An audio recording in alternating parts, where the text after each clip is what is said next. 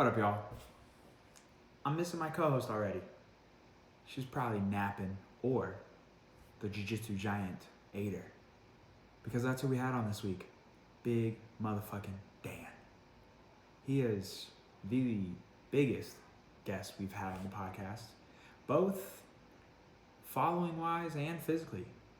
He is 6'7", 300 pounds, but he's an absolute teddy bear. I'm honored to call him a friend, my coach. We had a great time, even though he spent most of the time yelling at me, and I'm really not sure why. But he was very excited. He's a wonderful human being. I hope you all enjoy this episode. Enjoy us talking about all sorts of shenanigans as you expect and as it always is. As always, one reminder, shirts. We got shirts, y'all. DM me to lock in your size. Get your shirt now. Also, we're looking for brands or partners, more sponsorships, all of the above, partners and sponsorships from brands. Yeah, something like that. We're looking for those. So if you want to work with us, if you want to partner with us, or if you want to sponsor us, hit me up at whatsupbrody@gmail.com. Thank you. I hope you all enjoy this episode. And yeah, actually that's it. I hope you all enjoy this episode.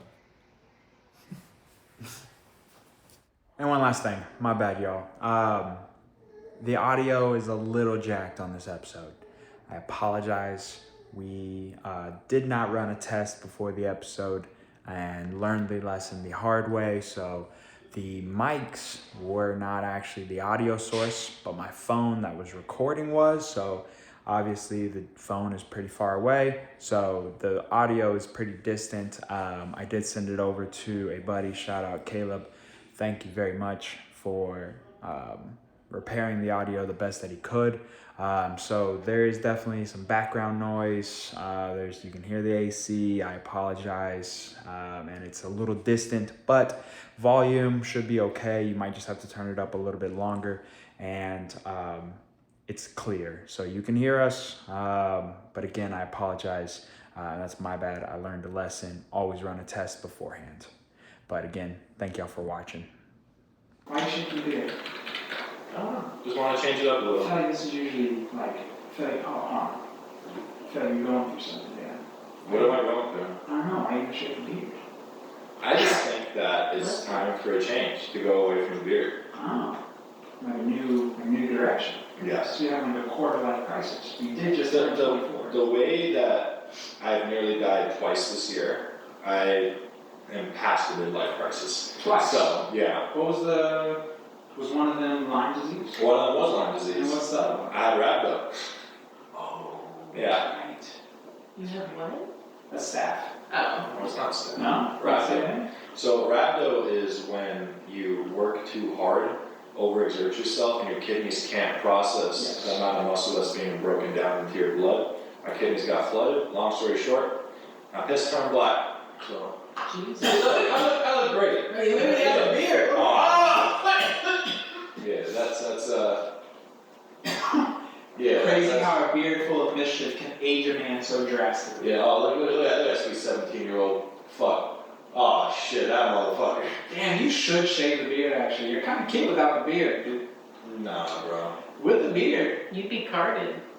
Who? I would get You'd be carded. Oh yeah, you I don't drink alcohol, but if I did, I would definitely get carded. You get a card for your Zins. They don't card them. I love it. Tallow can fix this.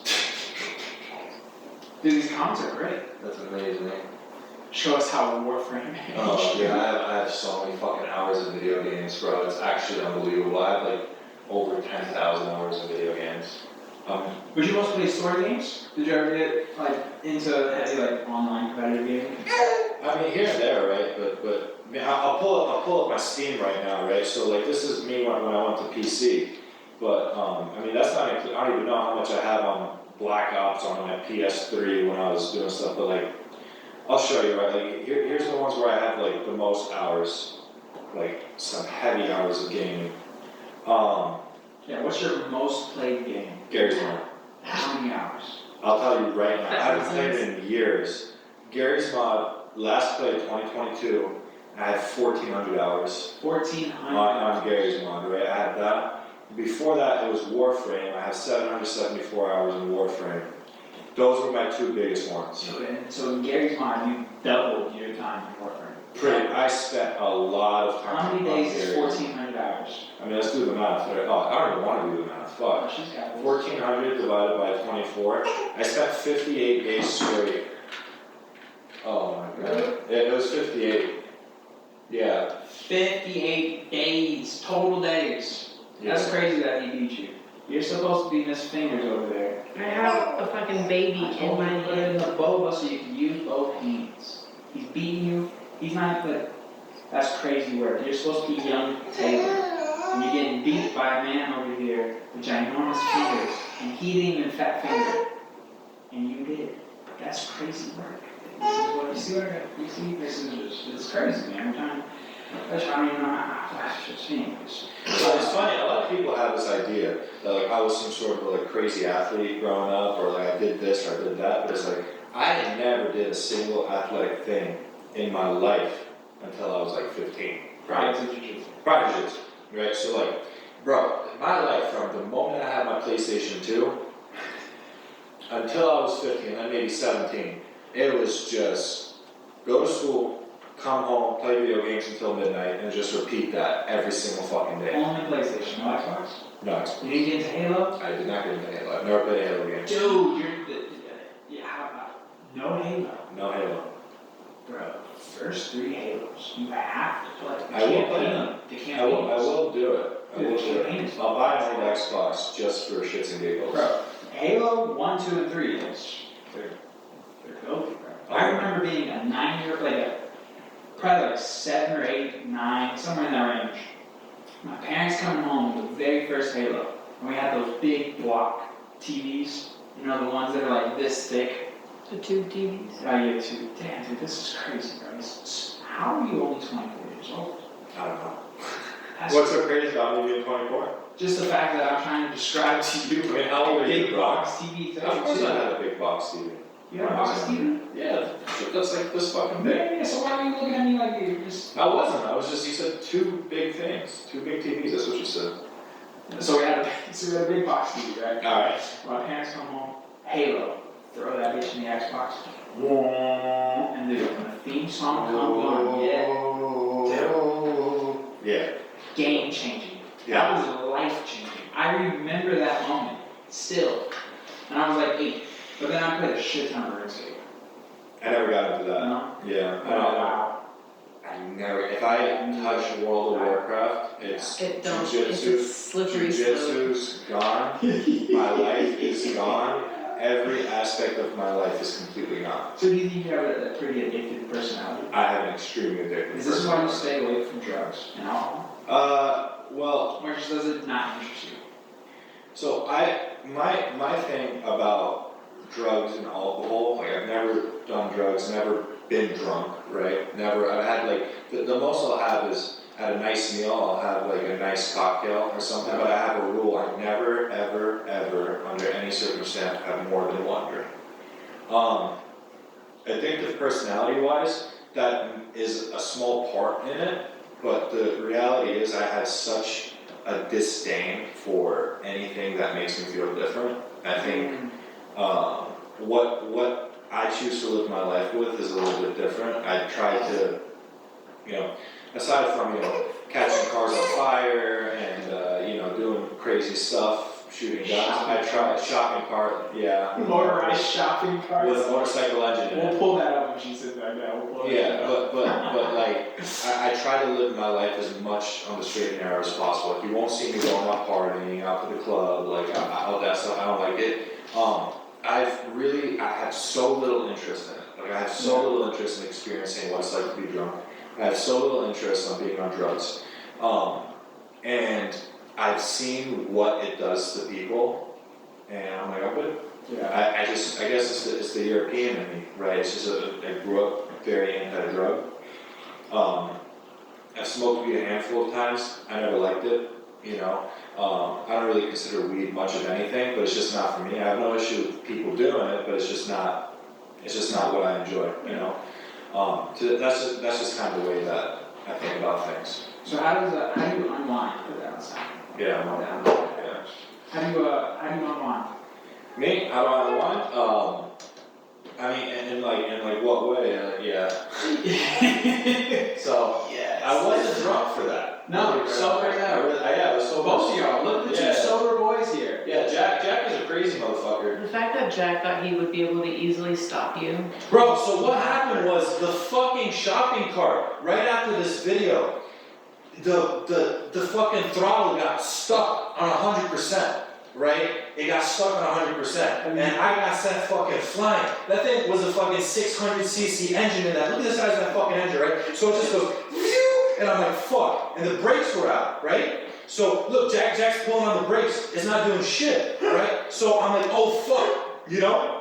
So I'm in this motherfucker, no protection, no nothing. My fucking captain hat and shit, and I'm just driving the fuck out of it. Everybody's like, oh, where's he going? I'm holding on for my fucking life, dude. And I'm like, motherfucker, I'm like, oh shit. And then I see a car, and I'm like, fuck. So I'm like, I gotta bail, right? So I fucking jumped out of this car, smashed into that fucking pickup truck's tire, and I'm on the floor and shit, and I'm like, fuck, I'm there, I'm just sitting on the floor, and they came out, they're like, what the fuck happened, right? I'm like, guys, whatever damage I did, I will fix it, I am sorry, and they're like, what the fuck is this? You know, like you got some giant motherfucker wearing a captain sweat hat and sunglasses, just And a rash absolute, and a rash guard, and most motherfuckers don't know what the fuck a rash guard is, right? So you got this giant motherfucker just slamming, you just go boom, and it's like, what the fuck just happened, right? They can't see me because they're in the pickup truck, I hit the fucking rear right tire, I don't forget it. And they come out, I'm like, I'm good, I'm not hurt. Fuck this thing, right? And I'm like, I didn't even, because I hit the rubber on the tire or some shit, right? And I fucking slammed into it. I'm not hurt, right? I took a hell of a fall, but I just jumped out. I said, fuck it, right? Dude, that motherfucker went flying, right? And then it hit the truck, deflected, smashed into their garage, and the thing started like this, and I'm like, oh fuck, I turned that shit off, right? So I turned, bro, while I'm trying to fucking do this thing, I'm holding this motherfucker with one hand, right? One-handed, my left hand is here. I'm trying to find the fucking key on the right side. I can't find the fucking key. I'm like, oh shit, fuck. You know, I'm fucked. You know, I'm like, motherfucker, where's the key? I'm touching it. I touch the fucking exhaust on it. I burn my fucking hand. I can't find the fucking key. I see the fucking car. I fucking jump out of that motherfucker. Boom! Boom! And then afterwards, like, this is the most random thing that ever happened to me. So I'm like, yo, fuck this thing, I don't even want to look at it. I look at the kid, right? He's like this young kid. I'm like, you want it? And he's like, I'm like, if you want it, I will give it to you right now. He's like, bro, it looks like you invested your money into it. I'm like, do you want this shopping cart? I'm going to give it to you. He's like, yeah, sure, shook his hand, there you go. I never want to see this fucking thing ever again. How far did your flip-flops fly? Bruh, I don't even fucking remember. It's okay, there's two aspects about this video that made it so much funnier. It's the full gold kit. Yeah, Makes fuck it yeah. hilarious, right? Gold is the best. And then, yes, gold is pretty awesome. That's right. And then, secondly, knowing that you bought this golf cart a day prior. No, I didn't even buy it a day. No. So the story behind the golf cart, right? I was in fucking Dubai, right? So I was in Dubai. And I'm just fucking around on Facebook Marketplace. I got a problem with Facebook Marketplace. So on Facebook Marketplace, I see shopping, I'm like, I'm buying that fucking thing. It's like $1,500, like $1,000. You had right? Dan go get. Bro, so I had Dan shop, pick up this fucking shopping cart. I'm like, hey Daniel, I just bought something. He's like, what? He's like, listen, just take my pickup truck. You're at my house, right? Load it up into the back. And he's like, okay. So he fucking goes, picks it up. I send the dude. Yeah, so I have him do it for me while I'm fucking in Dubai. So I'm fucking orchestrating this whole fucking thing. I'm with my boy, James Cooper. I love you, James. Fucking, he's like, I'm like, mate, this is the best. He's like, mate, I would be so upset if you didn't spend $1,000 on that fucking thing. And I'm like, fuck yeah. So I buy that fucking thing. The next fucking day, I just get fucked up on it, bro. It was great. But now Gold put some fucking ad spend behind that thing. Fuck, that's the most seen fucking video, horror farming, bro. That shit got like 300,000 views or some shit. Oh my god. Imagine how you come back, you're at a jiu-jitsu tournament, overseas. There's so many different ways you could have gotten hurt, Yeah, that's how I got and the way you get fucked up is a golf cart. Or not even go a shopping cart. A shopping cart, Yeah, yeah. the not most a golf cart, yeah. Yeah.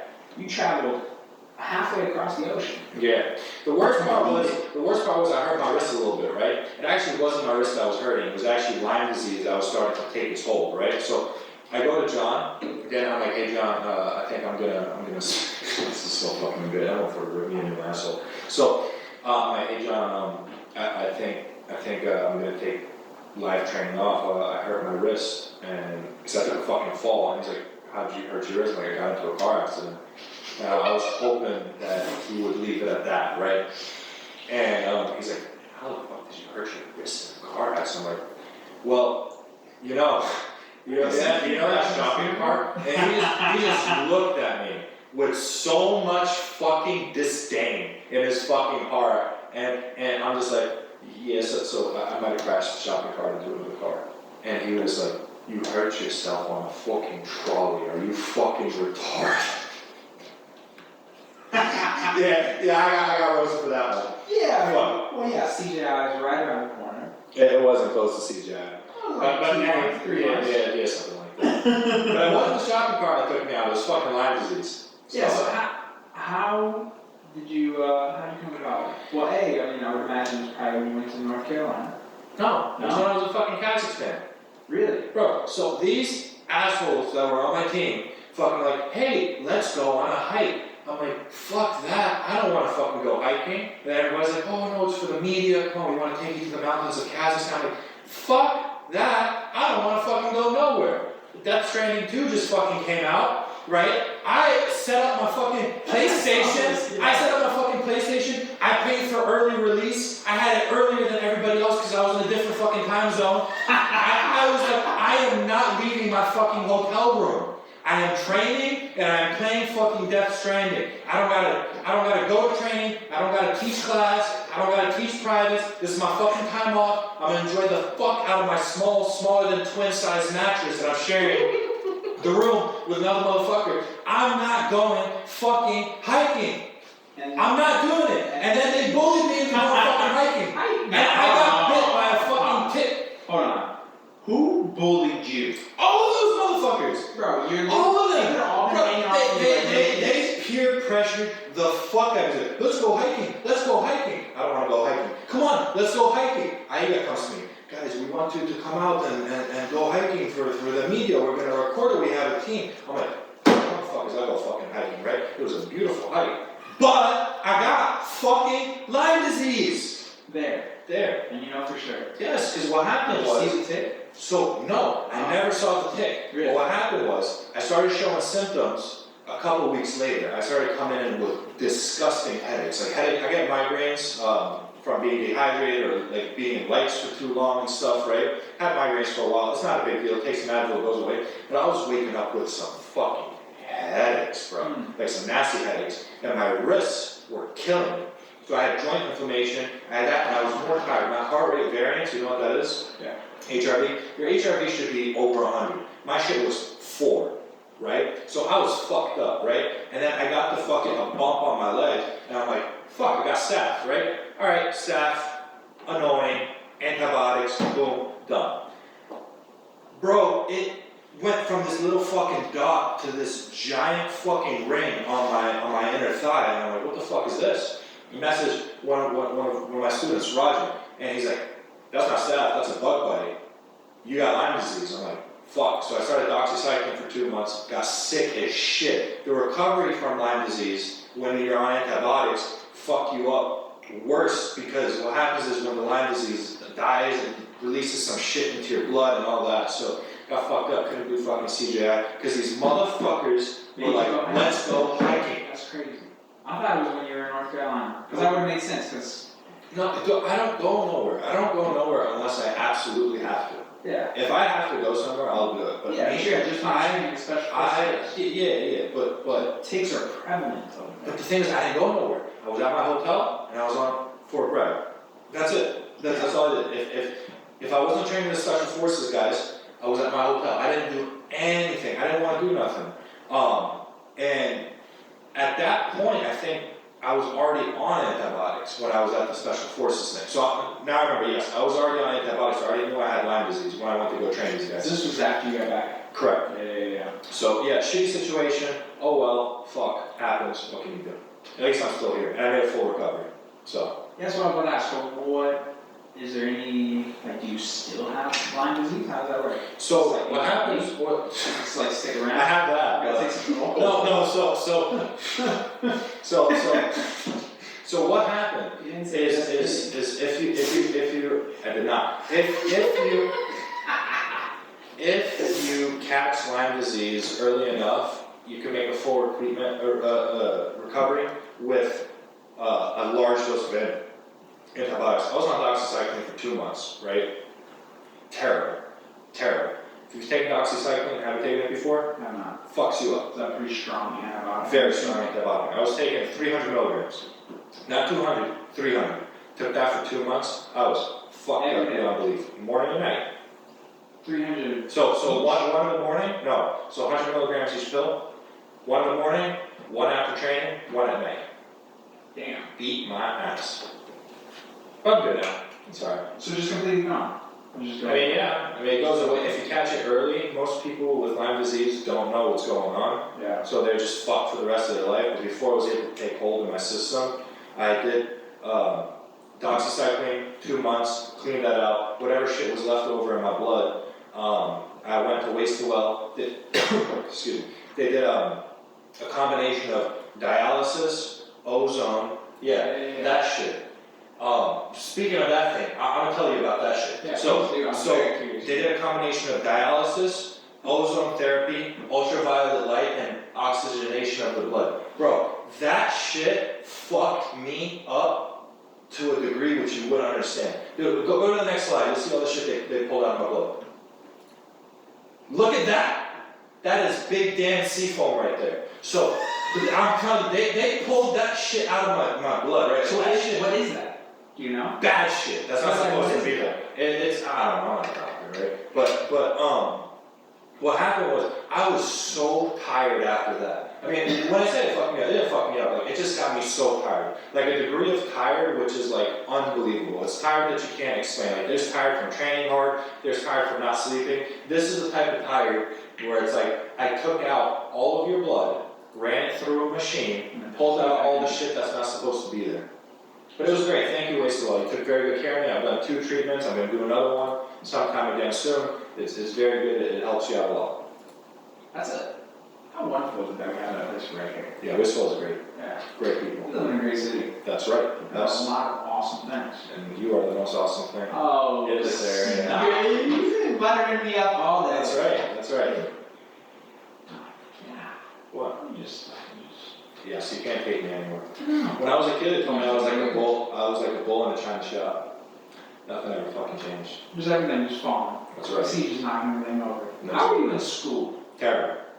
I was terrible in school. Yeah. I was terrible. Figure this out. So, a lot of people like to think that I'm stupid. I'm really not. I'm No, smart. I'm you're smart. I'm smart as fuck. Yeah. I just don't like to show that I'm smart, right? When it comes down to actually getting stuff done, I'm smart. So, like, to give an example, like, I took a Mensa test when I was younger. I got accepted into the Mensa Smart People Society. But with school, I was fucking great up until the 5th grade. 6th grade, I had puberty and I just stopped giving a fuck. Dude, I was so bad in school, I never did homework. I didn't skip classes. I was terrible.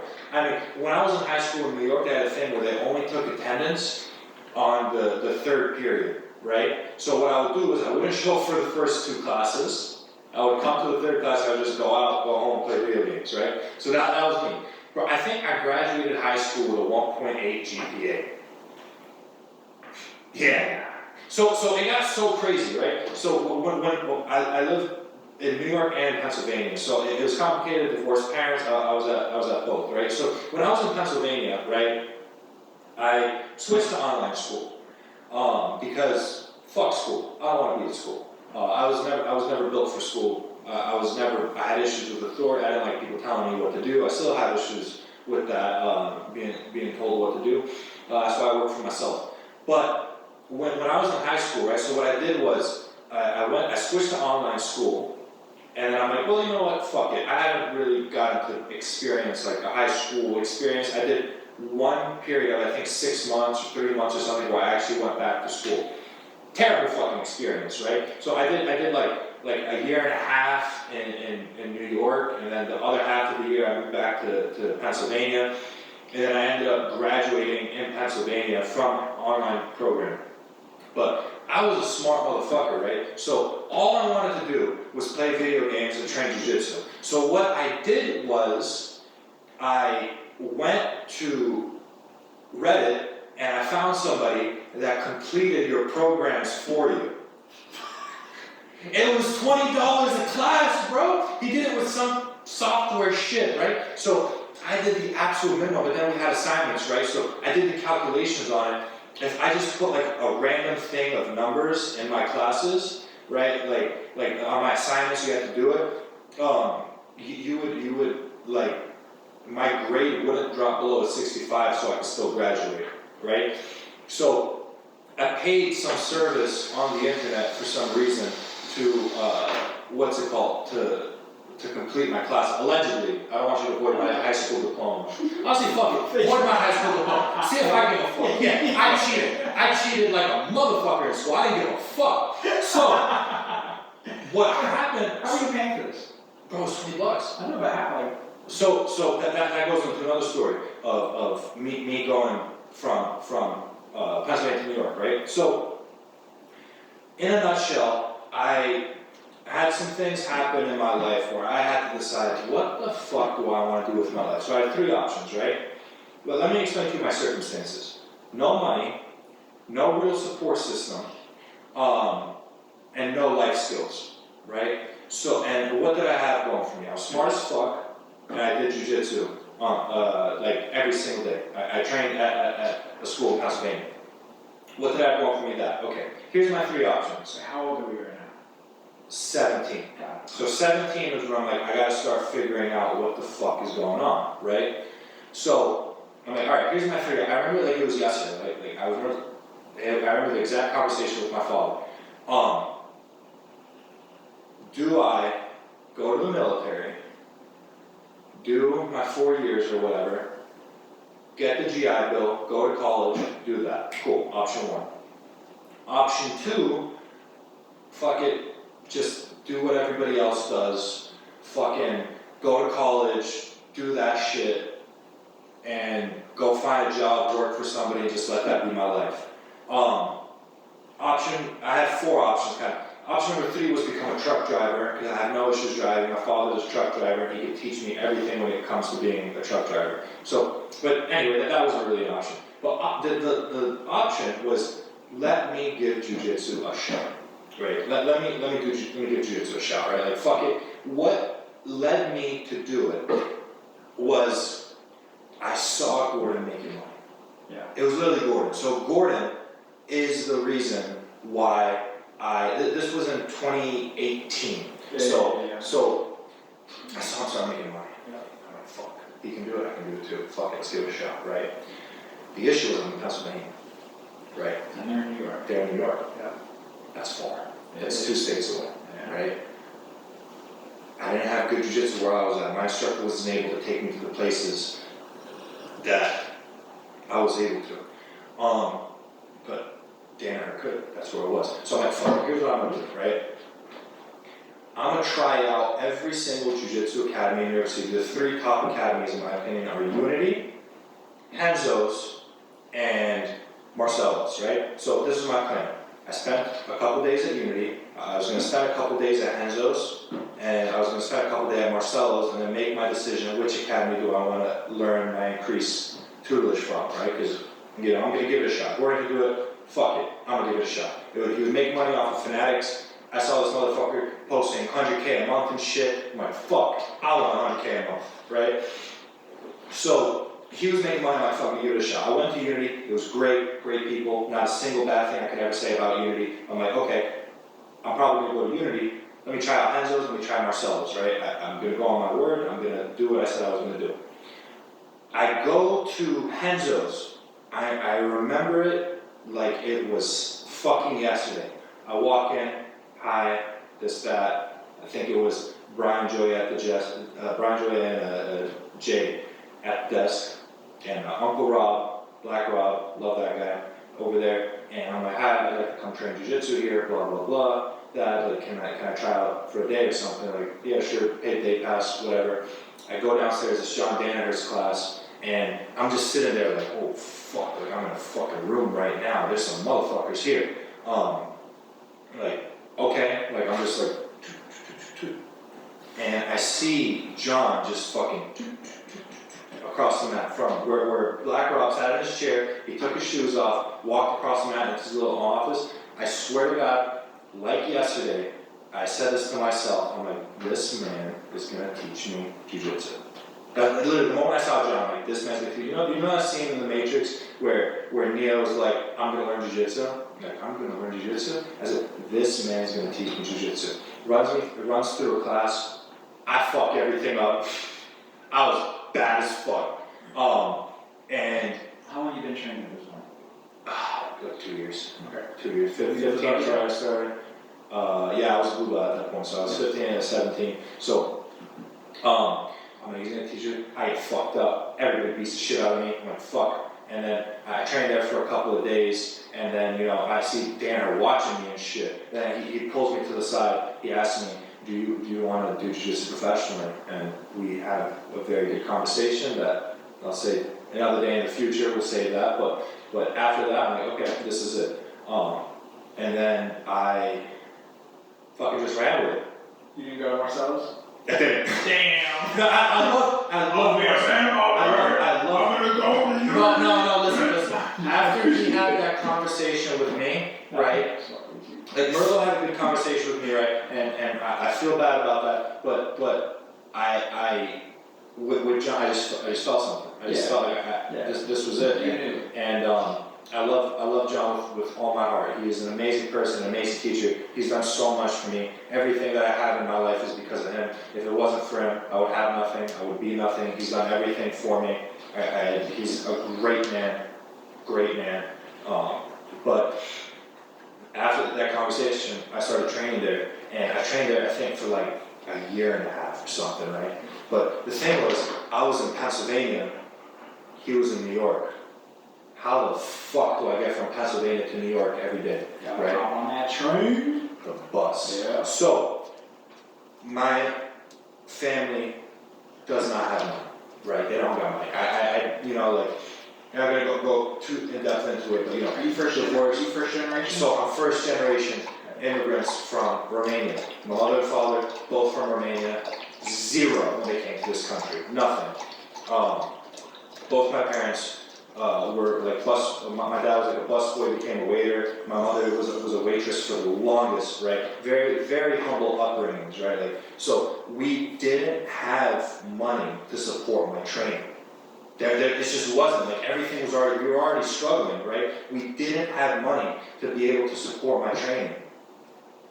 But I had to fucking train with John. I didn't give a fuck. I had to fucking train with John. So, me, being me, I'm like, I gotta get the fuck to New York every single day from Pennsylvania.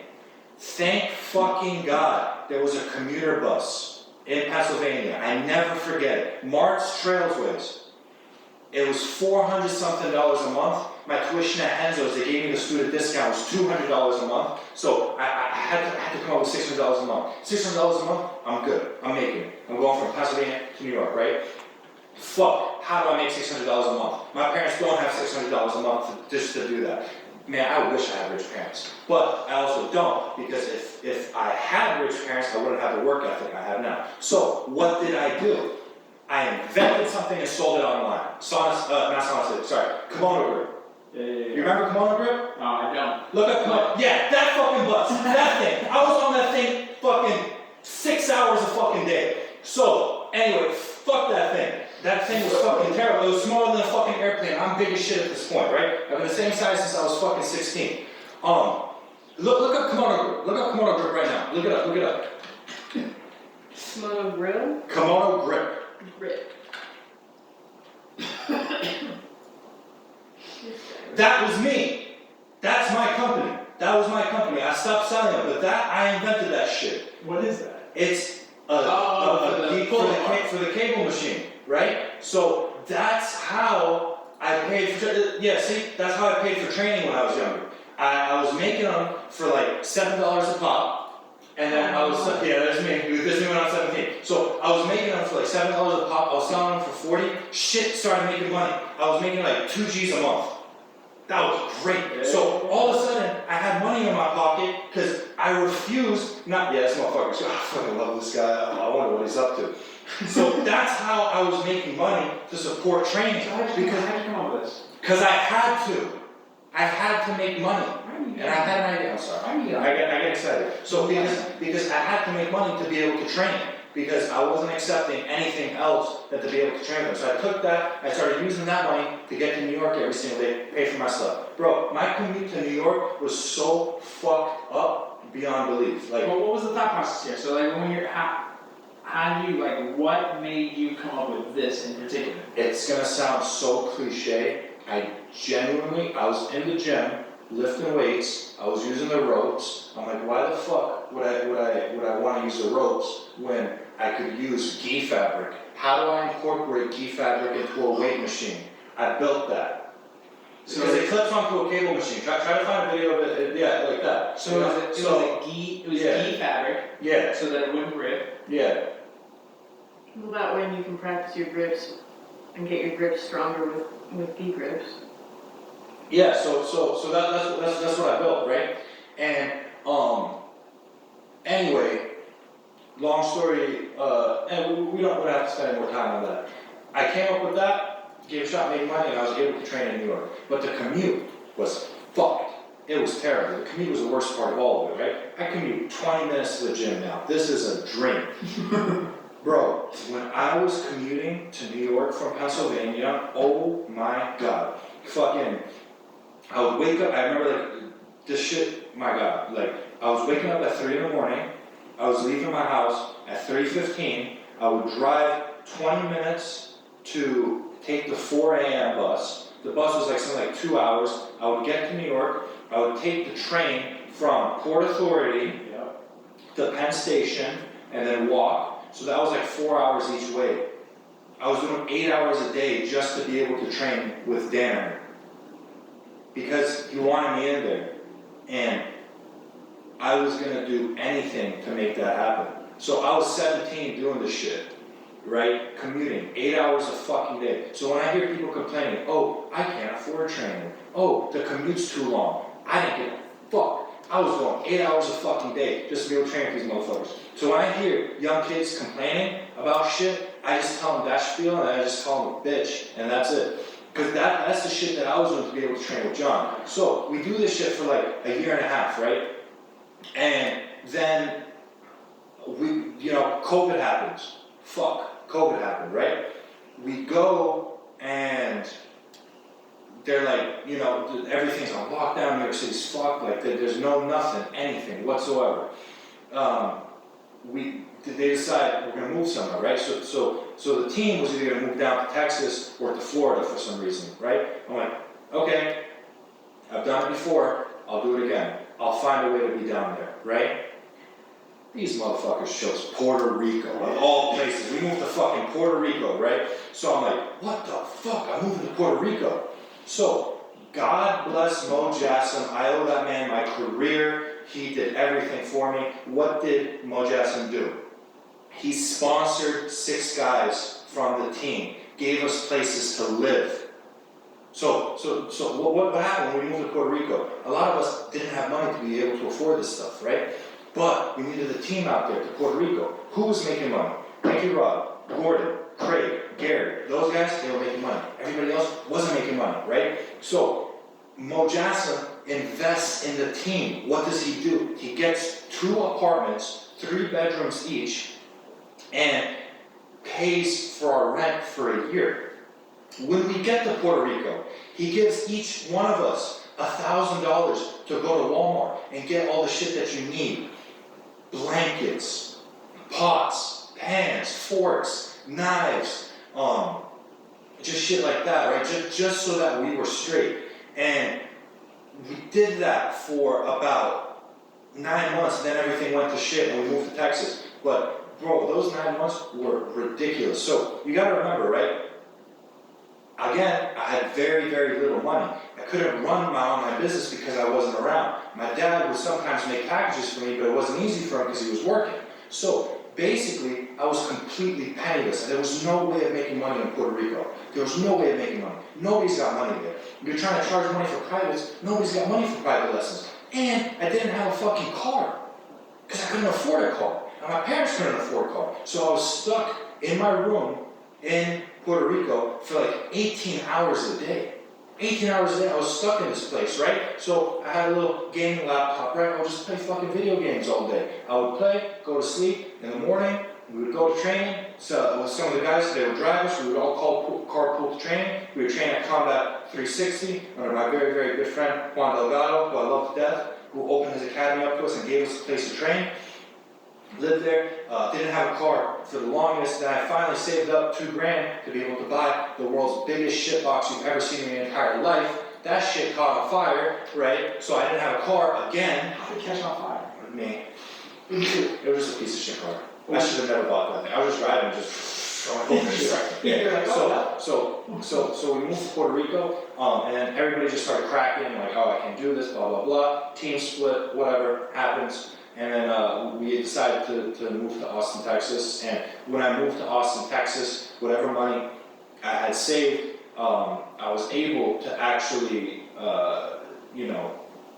get this piece of shit old Camry that I drove around in. And when I moved to Austin, I'm like, fuck it, my rent's like $800 a month. Like, I don't know how I'm gonna be able to afford this. Moved to Austin, immediately started making money. Immediately started making more money than I've ever seen in my life. Like, I think, like, private lessons were there. Like, I was teaching so many fucking private lessons, and I was finally able to build a life for myself after all that shit. But what did it take for me to be able to build a life for myself? It took me going 8 hours a day to be able to train with Danaher, moving to Puerto Rico of all places with no money, being stuck in a room 18 hours a day, not being able to train, dealing with the unbelievable drama that came with Team Split, and moving to Austin and finally being able to make a life for myself, save some money, put money away, and looking back on it, I'm so grateful for these experiences, because if it wasn't for that, it would make me who I am today. If I had an easier upbringing in jiu-jitsu, like, I had every single reason to stop. I had no money, I found a way to make money. I had no car, I found a way to get around. What's it called? We moved to Puerto Rico, I made myself comfortable. I was, like, we were stuck in an apartment all day. And it was me, Jacob McLemore, Oliver Taza, we were sharing the apartment. The other apartment was Nick Ortiz, Damien, and then Frank Rosenthal, and then Frank ended up not being there, and then we had that room kind of like as a flex for visitors and stuff. So that was our setup there, but we were kind of stuck there for the longest. And I found a way to make myself comfortable no matter what situation that I was in. If it means that I'm stuck in a room 18 hours a day, doesn't matter. As long as I can be around my teacher, I'll follow him forever. Yeah, So, I the beach. I like beaches, bro. Right, so I've been to the beach. I don't get the thing around being with the beach. Well, you're there, Yeah. right? I surfed in Puerto Rico, it's fun. Bro, me, I can't swim. Can't swim? Not well. Just float. I just sink, bro. That's what I meant. Yeah. That's what I meant. We had some good times in Puerto Rico. It was a good time in Puerto Rico. I mean, ultimately looking back on it, you forget about all the stuff that you did, like, that, you had to deal with, that, were brought up onto you. But you look back on it, you're like, you know what? You wouldn't change it.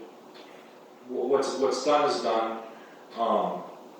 You can only use those experiences to grow and know that you did it, you pushed through it, and you were strong enough to do it. You know what blows me away about Puerto Rico? What? They have the best fried chicken. Yeah? Best. What, Church's chicken? No. What? No, like actual fried chicken. I mean, There's no Church's chicken down there. Yes, there is, bro. Is there? Church's chicken. Fuck yeah. Where's we all at? We were in Dorado. And where? Dorado, Puerto Rico. Where in relation to San Juan? 45 minutes west. Yeah, okay. Yeah, kind of similar. Yeah. Yeah, okay, I know you're right. So, yeah. The fried chicken. There's a little spot right outside the San Juan Airport that is like on your way to the airport. There's an outdoor fried chicken spot. We stopped there before we flew out. Right. The fried chicken. I think the fried chicken down there. Yeah. So you go through all this, and it's made you who you are now. And then so you get here. What made you come to Austin? Out of all places. That's more of a like multifaceted thing, right? You're talking about a place to make your life. It was either going to be Texas or Florida or possibly California. There's a lot of details. Can't really go into it, right? But they ultimately decided on Austin, and honestly, I'm thankful for it. The journey that I've been on so far, that I will be on for the rest of my life, has given me everything I hold close to me, and has ultimately led me to doing a podcast with you. So, yeah. Fucking going from Pennsylvania to New York to Puerto Rico to Austin, and now sitting here doing the What's Up podcast. That's crazy. I love it. But that is dope. Yeah, and it's made you who you are. Yeah. And now you know, no matter what happens to you, anything can happen to you in life, and you're gonna be fine. Yeah. Because you know you're gonna I'll figure it out. Yeah. How important is that confidence? I mean, it's just not like, I guess it's really, like, not the idea that I'll figure it out. I mean, if you don't see a way, you gotta find a way. I mean, remember, I had everything stacked against me. There was no reason for me to be able to do what I did, but I didn't give a fuck, and I figured it out. Yeah. Why jiu-jitsu? Why? What was it? I told you, it was Gordon. Gordon was doing it. And I was already doing it. I was pretty gifted at my school. Wow. Yeah. Wow. I ain't got nothing else with my Gordon. Put all your eggs in the basket. Fuck it. Because Because my idea was, if I didn't do this, I'm going to be living the rest of my life wishing I did. And I couldn't live with that. That's what it was. Yeah. Absolutely. Yeah. Now look at you. Yeah. Look at you. Freaking, you got a match coming up November 21st. November 22nd. November 22nd in Yeah. Brazil. Yeah. That's exciting. It is For BJJ BJJ Stars. Yeah. It's a fucking dope promotion. I remember watching. Yeah, they're great. The people from BJJ Stars are great. Yeah, because Taza was just down there competing. Yeah, I was competing again. Yep. So So excited to get back I'm out so there. happy to finally compete. Yeah. I mean, I'm so happy. I was so upset over CGI. I was so upset. Not for me. I don't care about myself. I care about the people around me. I was so upset. Everybody understood. Everybody understood the situation that I was in, right, and that I had to pull out. But I was so upset. I was devastated. It sucked. Being sick sucks. Pulling out of the tournament, which gave life-changing money to everybody around me, that hurt. You know, like I want to see everybody around me do well. I care about my team more than life itself, and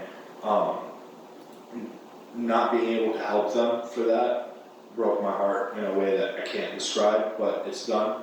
We got jiu-jitsu growing at a big pace, and there is always going to be other opportunities. And when you look back on it, like the opportunities that have arise for me from when I won my first thing worth a damn to now is probably like 50 times higher. I remember I was in Romania, my first big win. I was in Romania, I won the ADCC Open in Romania. I double gold with that shit. I got $400. I was happy as a motherfucker. I got $400. It was great. Then all sorts of things happened, and then all of a sudden the opportunities got bigger, the matches got bigger, UFC Fight Pass, all this stuff, everything just got crazier and crazier, right? And to start from there, start going into something actually worth a damn, that is great. Yeah. So I'm very, very happy with the life I've chosen. I couldn't imagine a different life for myself. I got a school now. We finally have a school in Austin for the team, Kingsway. I got my own guys where I invest in them every day. It's good to see a place grow every single day at Ralph Gracie Georgetown. It's amazing to see Kingsway growing and us finally having a place after being homeless for 4 years. Yeah, it's cool to see. Because when you think about it, when we moved to Austin, we were homeless. We had nowhere to be. We were at Gracie Austin. Gracie Austin was a small school. You can't really run a competition team in there. Thank God for fucking Tim Kennedy. That motherfucker came in, offered us Roca through Rob Canales at Roca. We were at Roca for like 3.5 years or something. They never took a dime from us. Rob was a fucking angel, bro. If we didn't have him, we would have been fucked beyond belief. We had nowhere to train, right? Every single landlord that we worked with fucked us over. We got fucked over so many times trying to find that goddamn lease. And, you know, we had nowhere to train. We have Roca. Finally, we have a place to train. And Rob was so gracious in such a way as to allow us to use that space for years, no charge, not asking for anything. Fuck, we fucked them up. We were the worst. We were the worst there. We were coming in at odd hours. We were drinking their water. We were making coffee in the coffee machines. I tried to give back by bringing donuts and stuff, like trying to be nice to the staff and stuff, but they did 10 times more for us. Can we pay you? No. Can we do something for you? No. They just did it purely out of the graciousness, out of their own heart. So like, because of what Roca did for us, the team would have been screwed, you know? They're a dope company. I love their sunglasses. I will represent Roca for the rest of my life. Yeah, I love their sunglasses. I'm a huge fan. What they did for us, out of just straight up kindness, was unbelievable. Yeah. I mean, they gave us a world-class facility for years, just out of being kind. Yeah. It's unbelievable. It goes a long way. Yeah. I mean, it's a beautiful facility. It is. That gym is gorgeous. I haven't seen Rob in a long time. I wish I could just do something for him. Like, fuck, what can I do for him? What could I do for Rob that would ever pay back what he did for us? You can't. I can't. But you can take him to dinner. Get him a nice steak. He's had the best steaks in the world. Yeah. He's got money. There's nothing that I can do for him. A steak dinner. I take people out for dinner all the time that haven't done that for me. What could I do? I can't. I never will. I'll never. He's got guns. He's got the best guns in the world. Give He's him used a with Tim hug. Kennedy. What? Give him a big hug. Yeah, you give him a hug. Big Bro, damn hug. my hugs ain't that valuable, you know? I don't know, bro. I don't think The you truth give him is, a hug. I will always be, and our team will always be in debt to Roca. And I'm not one of those people that take stuff for granted. We will always be in debt to them. We owe them everything, and I am so thankful that they took such good care of us. So do they have guys that work at Roca that train? Like, why do they even have that I don't facility? know. I don't know why they have the most amazing facility known to mankind. I don't know. I can't give you the answer. Yeah, I have a that's full. like a gorgeous gym as well. Like Correct. air bikes, full everything. everything. State-of-the-art equipment. Yeah. Like the fucking hypoxia machine, an infinity swimming pool. Yeah. I don't know why a sunglasses company has that. I don't know. I can't tell you. Maybe a tax write-off. That's Were a the big mats tax already write-off. in there Yes. before y'all got? Yes. I don't know why that was there. That's crazy because they were nice mats. It's a nice fucking place. It's great. It's a It was sprung floor. Yeah. It was fantastic. We trained there for years. So that place was great. But now we got Kingsway. Great, life's good. We finally have a place to call our own, and I just want to, you know, the dojo has changed a lot over the years. I mean, how many different gyms have I fucking been now? I was at Ralph Gracie Academy in New York City. I was at Combat 360 in Puerto Rico. I was at Ralph Gracie Austin on Guadalupe. I was at Ralph Gracie Austin on Airport Boulevard, and I was at Roca. Finally, it's done. We have a place to call home, Kingsway, our school, that we can have our students and grow. It's such a beautiful school too. It's great. Yeah. It's great. You been? I haven't. I'll take you. No. It'll be fun. It'll be fun. Yeah, I'm down. Yeah, I haven't been. We have a few friends who train there. We got. Plenty of friends as well. Yeah, we got a bunch of friends. Yeah. Nonetheless, no. I mean, it's a beautiful school. It just, I mean, it's the. I mean, where else can you get that level of instruction? It's the best. It's great. It's the best. You got John. John's the ultimate cheat code. John's so strange. Like, the thing about John, right, is that this guy has dedicated everything to being such a good coach. Like, I've never paid John a dime. You realize that, like, nobody on the team has ever paid John a dime. He does all of this just out of the goodness of his own heart. The guy is more crippled than you can imagine. He had a botched surgery when he was younger that didn't allow him to extend his leg anymore. So if you always see him sit, he sits like this because he can't extend his left leg. right? So they shorted the tendons in his leg or something when he was a teenager. So he had that. He has all sorts of health issues that he just doesn't tell us about. And we find out, we're like, what the fuck? You know, he's got 2 hip replacements now. He's getting a knee replacement. I'm like, hey John, so like, does this hurt your ACL? He's like, I don't have one. I'm like, what? He's like, yeah, I don't have an ACL. I'm like, you don't have a what? Like the dude is straight up crippled. He can't walk. Like he has to walk like kind of bent over. He has multiple herniated discs. He has 2 hip replacements. He has arthritis, right? He's just in constant pain all day. His shoulders ripped apart, elbows ripped apart, wrists ripped apart, his back fucked up, neck fucked up. That dude's more fucked up than you would ever imagine. But the dude, even as fucked up as he is, he teaches us every single day while being in immense pain for no gain other than making sure his students are straight. That's all he cares about, is making sure his students are good. Like, he's rough. He's rough to be around. But when it comes down to the nitty-gritty, when Mo Jassim was asking, who do I sponsor? He said me. He said the people that needed it. When it came down to who needed help on the team, when it came down to actually doing right by us, when it came down to the nitty-gritty, the decisions that actually matter, John has always done right by us and shown up every single day. He's never had a day where he's like, I don't feel good. Bro, John does not feel good. He does not talk about it. I know that man very well. He is in immense pain. He's got all sorts of stuff on his mind.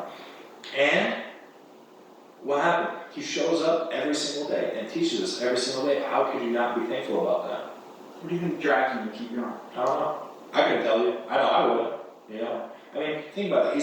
He's had countless students do him wrong over the course of years. He's had offers to, offers which would have taken away from Ralph Gracie at the old academy, and he still kept teaching at Ralph Gracie just to do right by his students. He's watched his students get screwed over by people like George St. Pierre. Got basically his manager, every single person around him was just an absolute scumbag. He's watched all that happen, and that hurts him worse than anything else. I don't know what keeps him going, but he's pushing 60 now, right? 2 hip replacements, and he's still on the mats every single day teaching us and doing right by us and making sure we're good. Dude, he was back on the mats after that hip replacement. So he was on the mats. With a cane. Yeah, after his hernia surgery, Gordon was teaching classes, and he just shows up. Right after surgery, just all fucked up after hernia surgery pain. He's just like, hey, how are you guys doing? Watches us train. He's like, all right guys, see you later. He didn't have to do that. Yeah. He just wanted to see how his students are doing. He's dedicated every single aspect of his life to making sure that his students are good. That's the truth. Anybody who has anything to say bad about John doesn't know him. I know him. I know him extremely well. I know him better than you might expect. Anything you have to say bad about him, yes. Is he rough to deal with? Yes, but he's your coach. And as a coach, he will always do right by you. When it comes down to our teaching, doing right by our students, I have never seen somebody dedicate so much into his students. All that he asks is that you be a good student. Yeah. That's it. I love that. Of course. Yeah, it's awesome. I haven't been personally, but I know. Tell him to train with me, it'll probably make fun of you. Yeah, right. I'm sure. He's like, I train with Big Dan. I'm so sorry for you. Probably. I'm sure that'd be the exact response. I'm sorry about it too sometimes. Okay. I'm not that bad. And dude, I mean, we can pull up the video. You toss it. That was deep fake AI. Yeah. Yeah. Wasn't me. Yeah. Sorry. Yeah. Dude, these videos of the ring camera, the 2 dogs just coming up with guns. I've just seen multiple iterations of these videos. Or the fire hydrant just. Yeah, it's fucking. Because it looks real. They're crap. They crack me up. Yeah.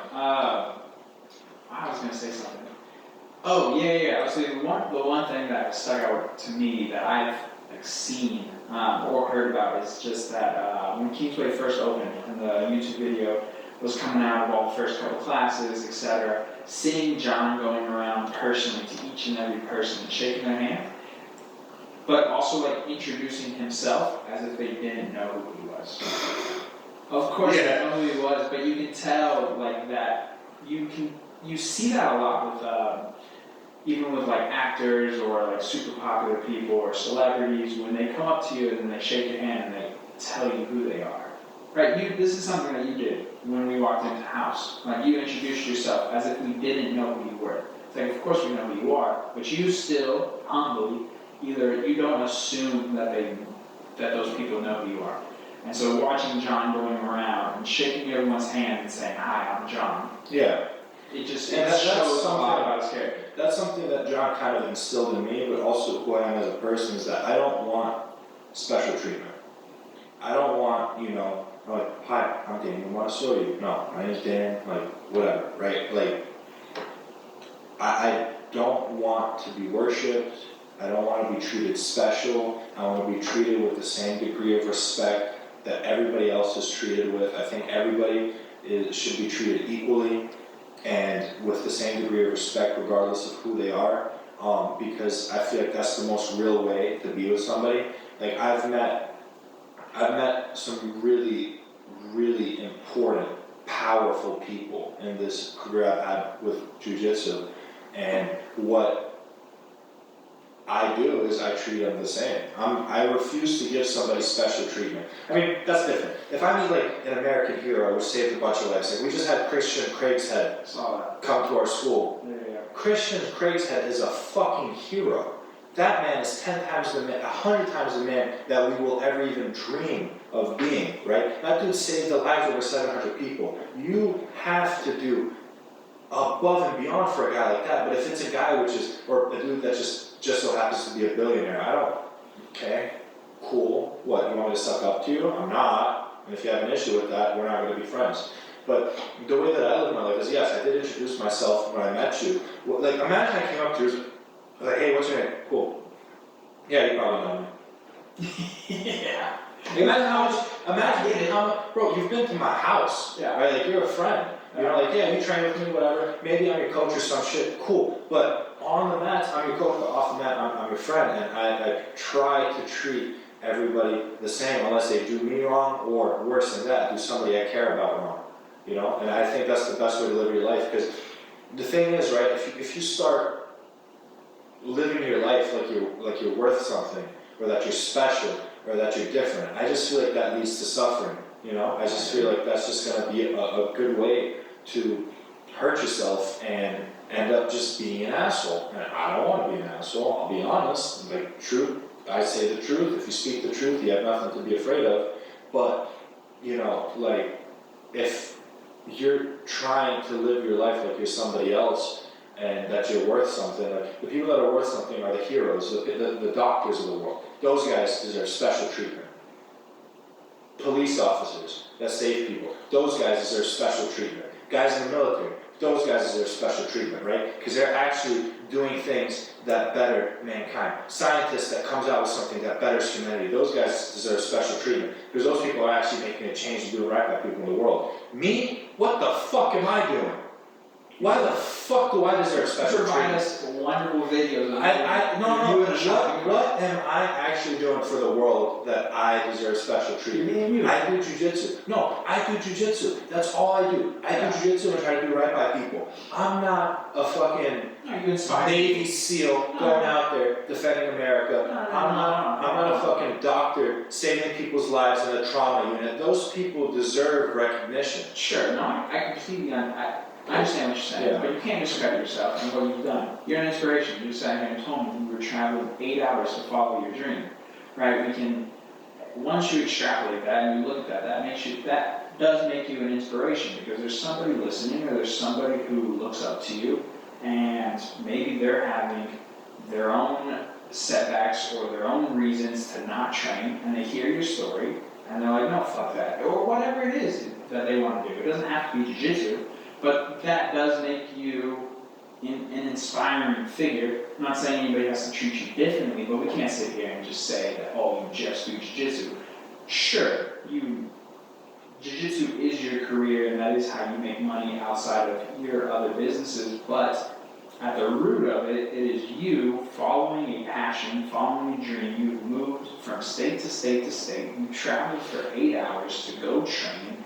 You have sacrificed so much in your life to follow this dream that inspires people. That is what you offer to the world. Everybody offers something different, right? You offer an inspiration through your story, by your work ethic, and the way that you have rigorously followed your dream and put everything else aside to follow that dream. And you made it happen, right? My gift to this world is my ability to be curious and to sit down with people like yourself and allow you to express that and then to be an inspiration, right? And then there's the police officers, that's their gift to the world. Comparison is the thief of joy, bro. Look, all the things that I did to get to the point of where I'm at right now, I don't think that I should be celebrated for them. I think that should be the standard. Does that make sense? Yeah. Like, I know what you're saying. like, You yeah. think everybody should work that I think everybody should work They that should out. find that passion. But Yeah. that's the issue though. I mean, not everybody fucking finds their passion, or they feel stuck, or they get in a rut where, you know, maybe they have a kid at 21 or something, and they just say they can't get out from under it. Figure it out. They're constantly. I agree. I don't disagree with that. But it is under like, yeah, figure it out. But yeah, I mean, it's like, what am I trying to say? It is, it's still inspiring, like, what you've done or how hard you went after something, Yeah. right? I remember when I was first trying to make money, right? I flew to Romania to do seminars. I think I did like 5 seminars in a week. Bro, different fucking parts of Romania, driving hours and hours just to make $400 or $500, right? Just to try and make some money. That's the only. I think I made like $2,000 in a week, and I felt like a motherfucker, right? Like, I made 2 G's in a week on my first trip to Romania, and I was like, this is great. This is fantastic. I just made $2,000. Yeah, you make that. Fuck yeah. Do that every week, you're doing pretty good. Well, we have to fly out to a fucking different country, Yeah. far as fuck, all the way from Puerto Rico just to get there to get that done. It's not easy. It's not easy, but if I didn't do that, like, you know, my seminars, I'm not making $2,000 in a week. I'm making a lot more than that off of one seminar. You know, like it just keeps on going. I know in the future is going to come a day where I'm making a lot more off of a seminar. You know, and if I didn't start early, small, it wouldn't ever have grown into what it is. Yeah. So very blessed for that. Yeah, 'cause it has to start somewhere, That's right. right? That's true. Just like this has to start somewhere. Go what up, Brodey podcast. Yeah, it has to start somewhere, you know, like it has to start, like, I mean, shit, dude, this used to be in like someone's spare bedroom, and then it was in my 1-bedroom apartment. Now it's in a beautiful house Well, with your amazing family. it's in a house, yes. I think it's very nice. It is very nice. It's not mine. I don't own it. I don't own it. But it does make, I mean, this dining room does make for a pretty good studio, Yeah. you know? We need the, I've been thinking about what I can do in here. Like, put something back there. And Put a big put picture something of it. behind me. Yeah, you know, right there. We'll put Big Dan right there on that wall. We'll get a life-size cutout of them. Yeah. You might scare the kid. Yeah, dude, I don't know. I think she's gonna be a big fan. I mean, look at her. She's not too scared. You're over here screaming. Big fan, She's big just Dan. out. She's Yeah. not scared of you at all. I get passionate, sorry. Yeah, you're okay. This is gonna make for some good clips on Bro, Instagram. when you hold her, it is hilarious because she's, Yeah, it's my home. she's so small Yeah, it's normal. compared to you. She fits in your hand. She's not even the size of your forearm. Yeah. She's gonna be a big one, man. I'll teach her jiu-jitsu. It is true. We have high hopes. We're thinking, hopefully like Project. 5'7", 5'8". Project Helena. Bro, shit, don't tempt me. It's up to her though. But she does have to be a blue belt. That is mandatory. That is mandatory. Yeah, that's mandatory, but past that, it's up to her. Yeah. But, yeah. Dude, how is it? So when Gordon's training, and when you're rolling with him, what is it that you think is what separates him from other people? You know, people ask me that a lot, right? What is it that makes Gordon different? What is it that makes him so good, right? And what is this? His training regimen? Is it who he's under? Is it that? And I'll be honest with you, if you did all the same You things still would beat him. that Gordon did, Yeah. you trained the same amount of hours as him, you did the same things, you were just as strong as him, you did the same car, you were picture perfect, did exactly what Gordon did, because there's a lot of people that do that, right? They don't have John, but, you know, there's a lot of people that do what he does, still gonna be as good as Gordon. The answer is, and wholeheartedly, I believe this, I think that Gordon's only purpose that God put him on this earth for is to be the best grappler this world's ever seen. That's honestly the truth. I mean, that dude is fucking good. Yeah. And he would be so much better if he wasn't so fucking sick. Yeah. Like, God put that motherfucker on earth with one intention. You are the best who has ever done it and ever will do it. Like, that dude is so fucking good at jiu-jitsu. Like, so fucking good at jiu-jitsu. Like, it's actually unbelievable how good he is at jiu-jitsu. And if you did all the same things that Gordon did, you had Danaher, you had the training partners he had, you had the same training regimen, you had the same physicality, everything, you could not be as good as him. The only reason God put this guy on this earth is to be good at jiu-jitsu, and that is honestly the answer. If you want to start saying, oh, it's because he's so smart, it's because he trains with John, it's because he's strong in decision making, bro, it's not that. Plenty of people could do that shit. There's one reason and one reason only why this dude's on this planet, and that's the truth. Yeah. That's the reality. I've never heard anybody say it, but that's the reality. I just wish he wasn't so fucking unhealthy. I was just rewatching his run. I was rewatching a few good ones. 2019, 2022. I was rewatching him versus Boucher. It's just unbelievable. Yeah. And on paper, Boucher should beat him. Yeah. Train longer, one way more shit, much bigger, more athletic. Dude's huge. Huge. I train with Boucher. He's fucking good. Yeah. Right? But this motherfucker, that's his purpose. Yeah. His purpose is to be the best. And we're thankful to have him, have John as a resource. Yeah, and I mean, you know, on top of that, his purpose is to blow this sport up. And he did. Between him and Joe Rogan, I mean, it's where we're at. If it wasn't for Joe, if it wasn't for Gordon, most importantly, if it wasn't for John, let's talk about what each one of these guys did for jiu-jitsu, right? Joe Rogan, bunch of motherfuckers listening to him. Go do jiu-jitsu. Yeah. Cool. What happened to jiu-jitsu academies? Blew the fuck up. Gordon, the only watched person really, right? When you watch jiu-jitsu, it's Gordon, yeah. Right? Like, you're tuning in for a fucking match with that. People know who that motherfucker is. And John, what did John do for jiu-jitsu? He elevated the level of jiu-jitsu for the entire world to a level which is incomprehensible. Where the fuck would you learn the shit that John came up with? Where would you learn it? Where are you talking? I don't know. From him? What happens if you're a guy in some country in Europe, Middle East, Asia, you don't have access to John, you'll never learn from him. Nobody you know will ever learn from him. Nobody you know that you know will learn from him and learn the things that he has to teach. Well, guess what?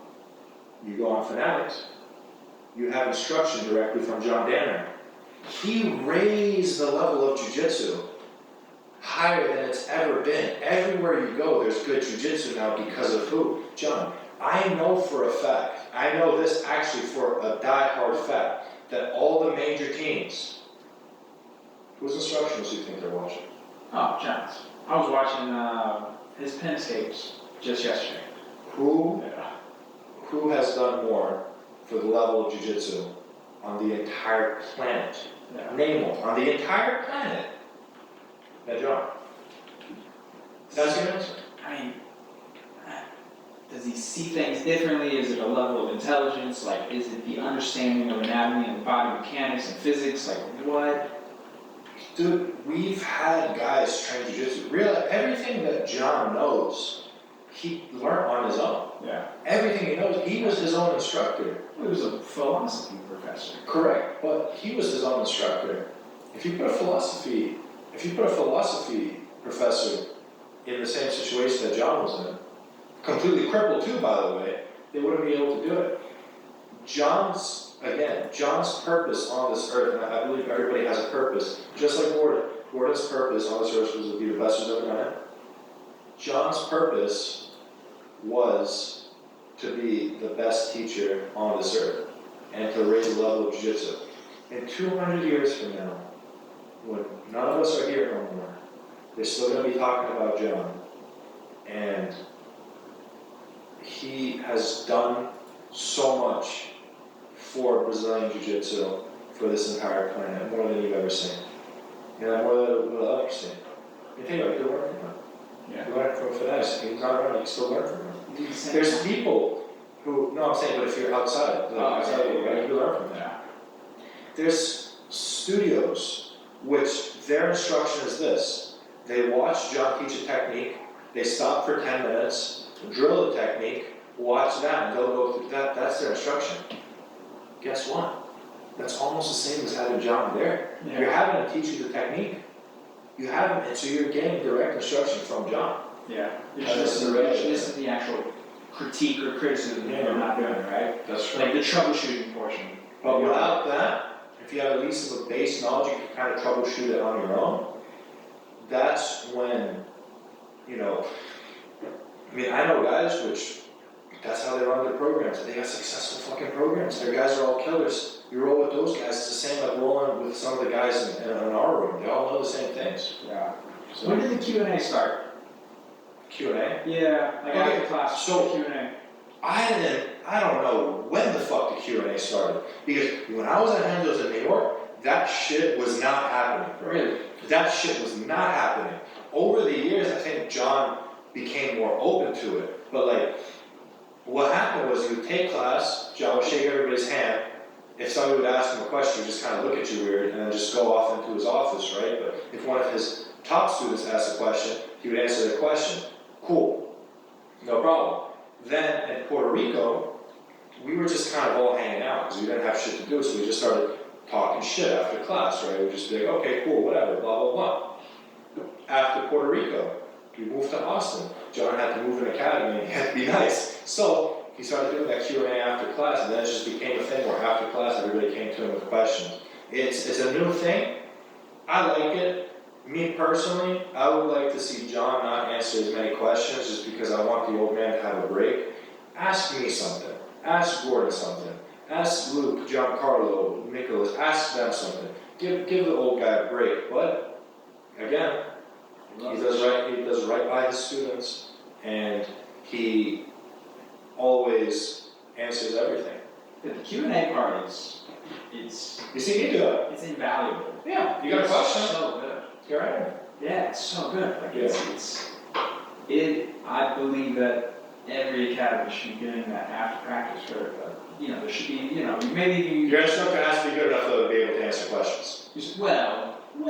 but good enough to compare to what? I mean, like, Yeah. it's probably better than the it's a- person answering the question and asking the question. Yeah, we're pretty spoiled with what we've got. Sure. No, I mean, I get that. It's just something that, like, coming from a different school and training in a house, the Q&A is just invaluable. Yeah. I mean, Ethan started doing that at John's when he was coaching there. He started that Q&A, and that's when I was just like, man, this is a fantastic time. Because, like, most of your questions are right after the rolls. You have a few different options, right? You either ask a question, but then you're on borrowed time. Yeah. Because not every instructor does this full time, etc. And then, and so it's like, then you have to worry about that. And then you get to, I lost my train of thought. Pick your fucking phone up. I got a life outside of this. I just had to check it for a second. Jesus Christ. You're talking about Q&A. What the fuck was I talking about? Q&A. I know Yes. what I was going to say. How valuable Anyways, is it? anyways, I think people should be doing it. It's fucking good. You should answer questions. Because, that's what I was saying. Like, you have all these questions after rolling, but then class is usually over. You got cleaning up to do, et cetera, et cetera. Your professors might not be doing it full time. They're on borrowed time. And so then they don't have the time to answer every single question. So then what do? You write it down and maybe find an instructional or maybe find a YouTube video. But the fact that you have that built in to the class structure is fantastic. You run a hell of a program anywhere you go with one of John's guys. My setup at Ralph Gracie Georgetown is this. I take Danaher's class that same evening, unless it's something extremely advanced, which I just know that, you know, the guys wouldn't really be able to understand. I teach the same exact thing which John teaches us. That way, one, you guys are getting the best instruction, and two, I'm learning. Yeah. Because you learn something twice. Yeah. The first time somebody teaches it to you, and the first time you teach it to somebody else. Yeah. And you know, I do that, and it's helped out with my development. Honestly, owning a school has been one of the most fulfilling things. I've wholeheartedly, I'll say, it is the most fulfilling thing I've ever done in my life. Was running an academy with my business partners, John and Bethany. It is fantastic. It is so great. Every single day you walk in, you see people you care about. Every single day somebody's doing something, you become better every single day. You do right by your students, right? If your students have a problem and you know, you go out of your way to help them. I'm not going to say, you know, like anybody's business, but if there's a problem that your student's having, being there for them, knowing that they're cared for, seeing something grow more and more every single day. We're close to 140 members now. Like running an academy, especially with John and Beth by my side, like they are able to handle everything that has to do with running an academy on the back end, the logistics, everything, like paperwork, all that, and I'm able to just do as much right by my students as possible. It's been so fulfilling. Alright, so you enjoying it? Yeah, it's great. How'd you meet them?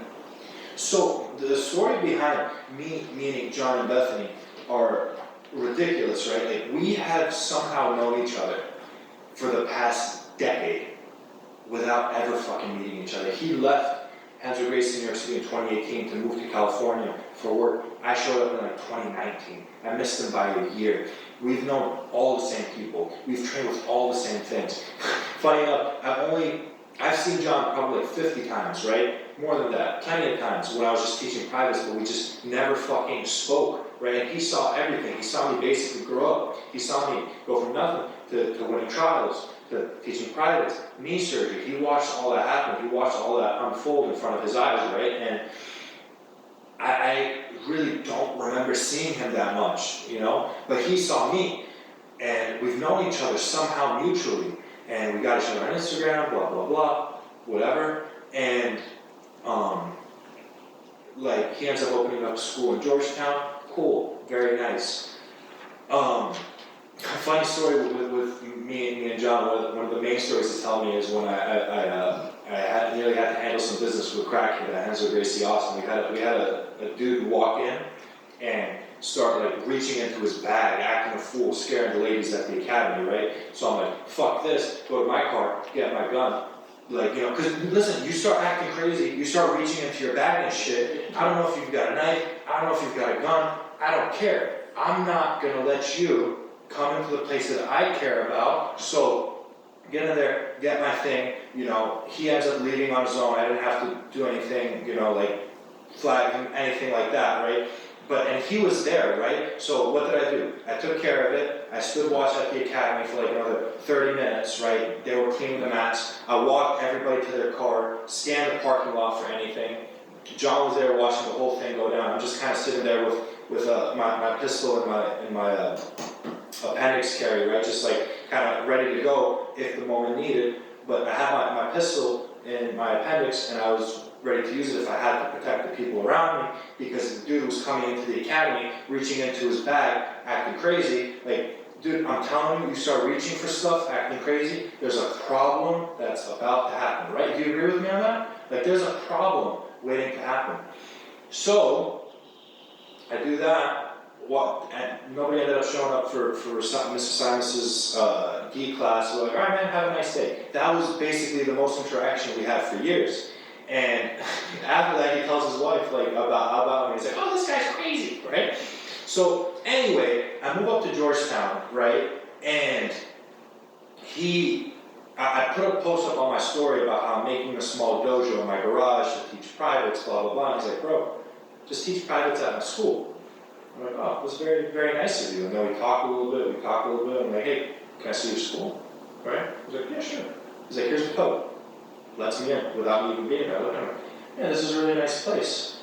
I'm like, you know, there might be something here, right? Like we might be able to do something. So I'm like, hey man, you know, like, you got a school in Georgetown. I'm in Georgetown. I'm thinking about opening up a school that's a real bitch. You want to figure something out, like where I could teach at your school? It's like, yeah, sure. I'm like, all right, well, come over. Here's my address, come on, let's have a conversation. So I had a conversation with John. It was me, John, and my friend Serge. We were just sitting on our patio, and we ended up talking for hours. I'm like, fuck, I love this guy. Like, this guy is great. He is a great man. I love him. So we ended up having a conversation like, listen, I do jiu-jitsu. I'm pretty good at it.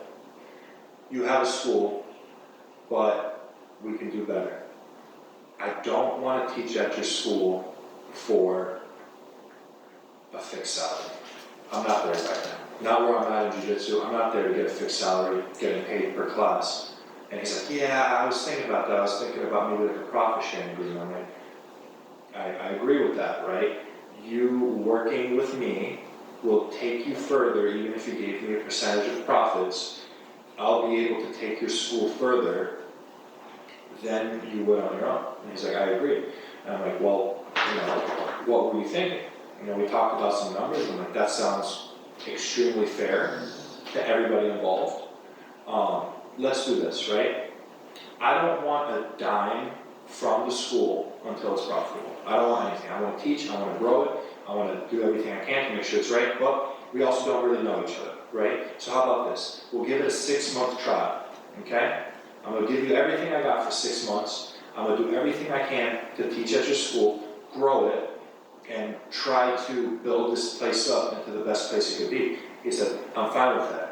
In those 6 months, I realized I didn't need a 6-month trial. This is fucking great. Working with him is fantastic. Him, Bethany, fantastic. I realized very quickly, yeah, they became, aside from business partners, the closest people to me in my life. So we have yet to not see eye to eye on a single discussion when it comes to jiu-jitsu. So we end up, you know, agreeing on that, and the school went from 30 students to 140 students in less than a year of us working together, and the future is so bright. I mean, you train there, like, we do things right there. Like, we don't allow drama. I'm the biggest asshole on earth. If somebody comes into my school, starts acting a fool, they're out, they're gone, you're not welcome here. And now we have a fucking school. Like, it went from being 3 people a class, now we have on average close to 30, right? It's great. It's been so fulfilling every single day. Me and Bethany, we got this little thing. Every single time we do a sign up, we just do a half hour. That's it. That's our thing. Boss B. The Boss B. Boss B. Shout out Boss B. The most terrifying woman on earth, but great people. No, they're awesome. They're great people.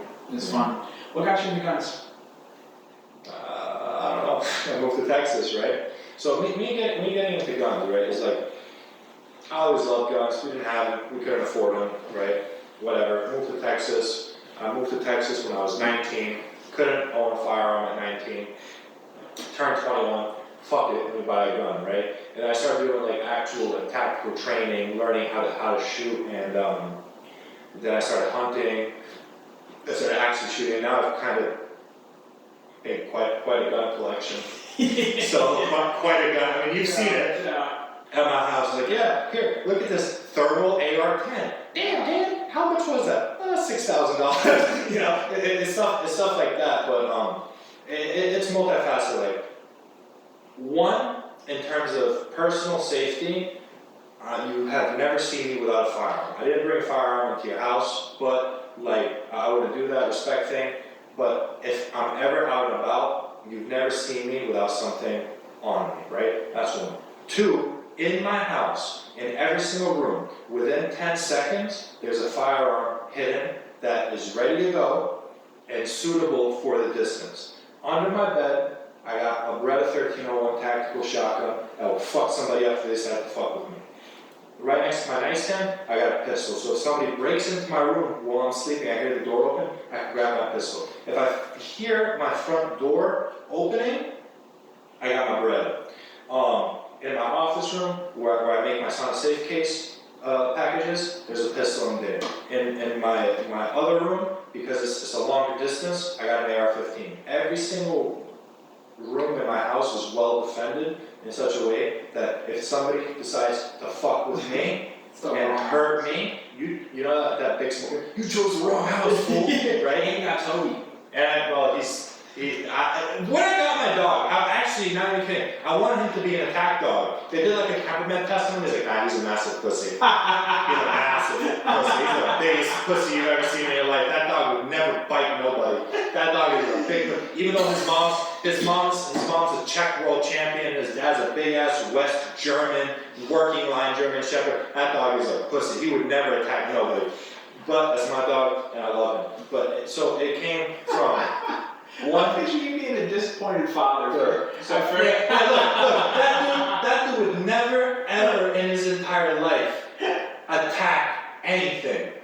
He'll throw down with another dog though. If another dog fucks up, he'll throw down with another dog. But with people, nothing. So it's a thing of one, guns are cool, I like tactical training. Two, personal safety, right? Good guys with guns, bad guys with guns, everybody's always gonna have a gun. Everything I have is legal. I got paperwork for everything, obviously. So that's the line I won't cross, is fucking around with the ATF, that I do not do. We got that, and then three, in terms of finances, it doesn't depreciate in value, and a good amount of them appreciate in value. Yeah. So It's gonna be a currency. if I find myself in a bind, I can sell the gun. Yeah. Now I'm gonna lose maybe 10% on it, but 10% losses, I got bigger problems to worry about if I gotta start selling firearms. It's the same thing with your thing on your wrist. Yeah, with my watch. It's an investment. They don't lose value. Yeah, I mean, I could have the money in my bank account, or I could have it in something that's physical and held on to, right? And like, watches are cool like that, right? It's actually an interesting way to think of it. What? How'd you come about that? What? So I have a good amount of assets saved up and put away, like intangible, right? What was you mean by intangible?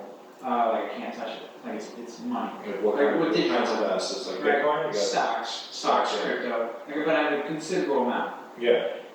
Now what you just said is very interesting. How'd you come up with that? Or like what made you? Well, I mean, each thing I own, like, I got plenty of assets now. I'm very blessed that I do very well for myself financially, because of all the businesses that I run, the privates that I teach, the sponsorship, everything. I'm doing extremely well, and I have nothing to complain about. But each one has its purpose, right? Firearms, not going to lose value, useful, a tool, right? That goes all the way to go. When I bought my watch, right? This thing isn't just a watch. If I find myself in a bind, I can sell this thing like this, right? So I bought myself a nice watch. But the thing about watches though is that one, they don't lose value if you buy the correct ones. And this watch actually went up $5,000 in value since I bought it, right? It's worth 22, I got it for 17.7. So, I mean, not a little bit less, but anyway, like it's already worth more than what I paid for it because I had a good connection for watches. But what's more important than that, something that I disagree with on a fundamental level, is that when I'm doing business stuff, when I'm trying to set up a deal, when I'm trying to do something with somebody, people take you so much more seriously if you're wearing a nice watch on your wrist. Does that make sense? Like people take you so much more seriously. And every single person that I've ever spoke to, which is into watches and stuff like that, people take you so much seriously. And I've already seen it. And more importantly, people take you more seriously. The people that matter take you more seriously when it comes to stuff like that. So that was just the way that I looked into it. Yeah. You said you put it into tangible items, like Yeah. physical things. Yeah, because I got it. You know, like I have it, it's right there. Nobody can take it away from me, right? Nobody can take away my guns from me. Nobody can take my watch away from me. Coinbase, I got crypto. Yep, I got plenty of Bitcoin, right? But Coinbase could get hacked, brother. Yeah. Coinbase could go away. Do I have money in stocks and in my bank account? Yes. But stock market could always go to fucking zero. Yeah. Your bank account could always get shut down for some reason. Remember, like the shit that happened. What's that Silicon Valley Bank? Yeah. I know a dude lost $5 million. That $5 million got fucked up. I think he got it back, but that got taken away from him. All of those things could be taken away from you. certain things can't be taken away from you. That's an interesting perspective, actually. That's that's a different. I mean that's really smart. It And does make sense. also, let's say that I found myself in a real fucked up situation. So somebody taught this to me, a very good lawyer friend of mine, and it's actually about gold jewelry, right? I'm personally never gonna have gold jewelry. I don't like it. I think it looks weird. This watch is a two-tone golden steel, but the watch is kind of what I'm saying with gold jewelry. If you find yourself in a bind, gold jewelry will get you out of it. Let me explain. You're in a different country. You need to get somewhere. You need to get on a plane. You need to do something which requires a little bit more. You don't got much cash on you, right? Because when I'm traveling, I maybe carry a G on me, right? Just emergency money. If you find yourself in a bind, you don't have cash, and you still have something valuable. If I gotta get out of somewhere, I will find somebody that will get me out of somewhere. If I have gold jewelry on, or if I have a watch on, that's my payment. That's my currency, right?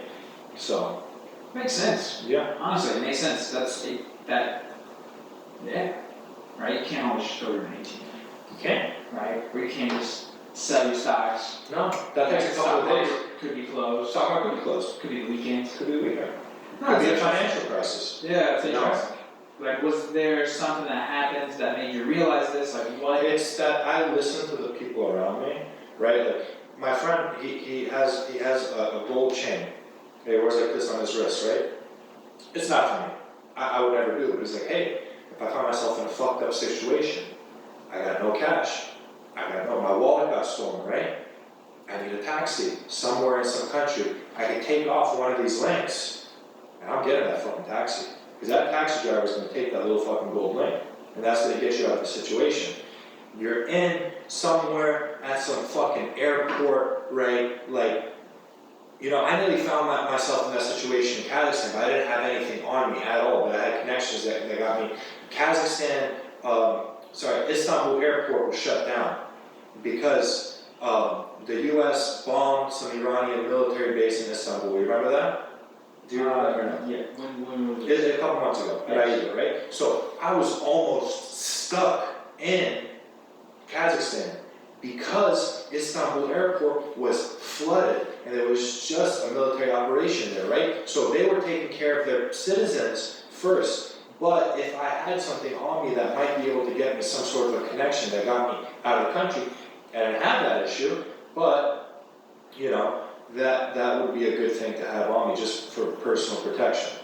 No, I mean, it makes sense. You carry around a little bit of gold on you, nobody can take that away from you. Okay, I get my bag stolen, I still got my wallet with some cash in it. So I get my wallet stolen, I got my bag with something in it. I got my watch on me, you know, it's always having something that can get you out of a bind, you know? That's interesting. Yeah. It's like when you got stuck in the elevator in Romania. That was a rough one. Yeah. When I got stuck in an elevator in Romania. Yeah. Bro, Romania has the most ghetto, communist shit you've ever seen in your life. I got stuck in that elevator for like 2 hours. Bro, everything went wrong on that fucking trip. I lost my passport. I fucking lost at trials, the finals. Everything fucking went wrong. I go to an Airbnb, fucking the Airbnb, they send me the wrong address. I walk in on this old ass couple. Pull that video up, Jamie. So find that video of me in the goddamn elevator. I go there. I find a taxi driver, right? I'm like, please just get me to the nearest fucking hotel. He's like, okay, cool, right? So this is actually a situation which got me out of a bind, right? Because my phone was about to die at 3 in the morning. Bro, everything went wrong, right? I lost my passport. I think somebody stole it to me in Poland, right? So I'm driving around, I'm walking around Romania at like 3 in the morning, right? I don't know where I am. Thankfully, Romania is a safe country, right? But this is what it looks like. I'm trying to find my Airbnb, and then look at this. I scared the fuck out of them. I scared the piss out of this old ass couple. I just walked in with a flashlight. If I did that shit in Texas, I would have got shot, right? They got all their shit in there. And I'm like, guys, I am so fucking, look at him, right? He was cool, but I'm like, dude, I'm so sorry. That's me freaking out on the Airbnb, right? Like, you know, and then I would go to the hotel. The power goes out as I get to the fucking hotel. And then I get stuck in a goddamn fucking elevator. It looks like a tiny elevator. Bro, it was the tiniest inside broke, right? But look, I was stuck between floors. Thank God I'm not claustrophobic. I was about to break through the glass up top to try and get out. But look, like this is how ghetto this elevator is, right? I had some degree of escape, but I was stuck. Eventually somebody pressed the button. Look at that door, right? You could have fit everything. It didn't open. It only opens if you're there, right?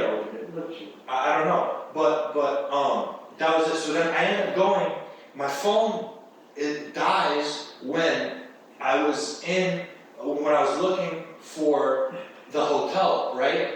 So the Uber's like, I'll wait for you. Okay, I'll just get this hotel and I'll tell you to leave, right? My phone dies. I'm at the hotel. Power goes out. I'm like, fuck. Shit. Alright, come back. Brother, my Uber, because no, I'll just drive you. So I pull out like, I think a 20 or like a 50 out of my wallet. I'm like, here you go. Do you accept US currency? Your money goes 4 to 5 times further in Romania. So me giving that taxi driver money stayed in my ass. He was a good man, from what I could tell. He would have driven me anyway. I explained to him the situation I was in, but I was still able to get. What if that taxi was like, I'm not driving if you don't give me cash? I'm gonna cash on you, right? So that goes back to what I was saying about having stuff to protect you. I don't think I would have given him my watch for a ride. But, you know, yeah. If I just gotta get out of Dodge, get on an airplane or something, like, you know.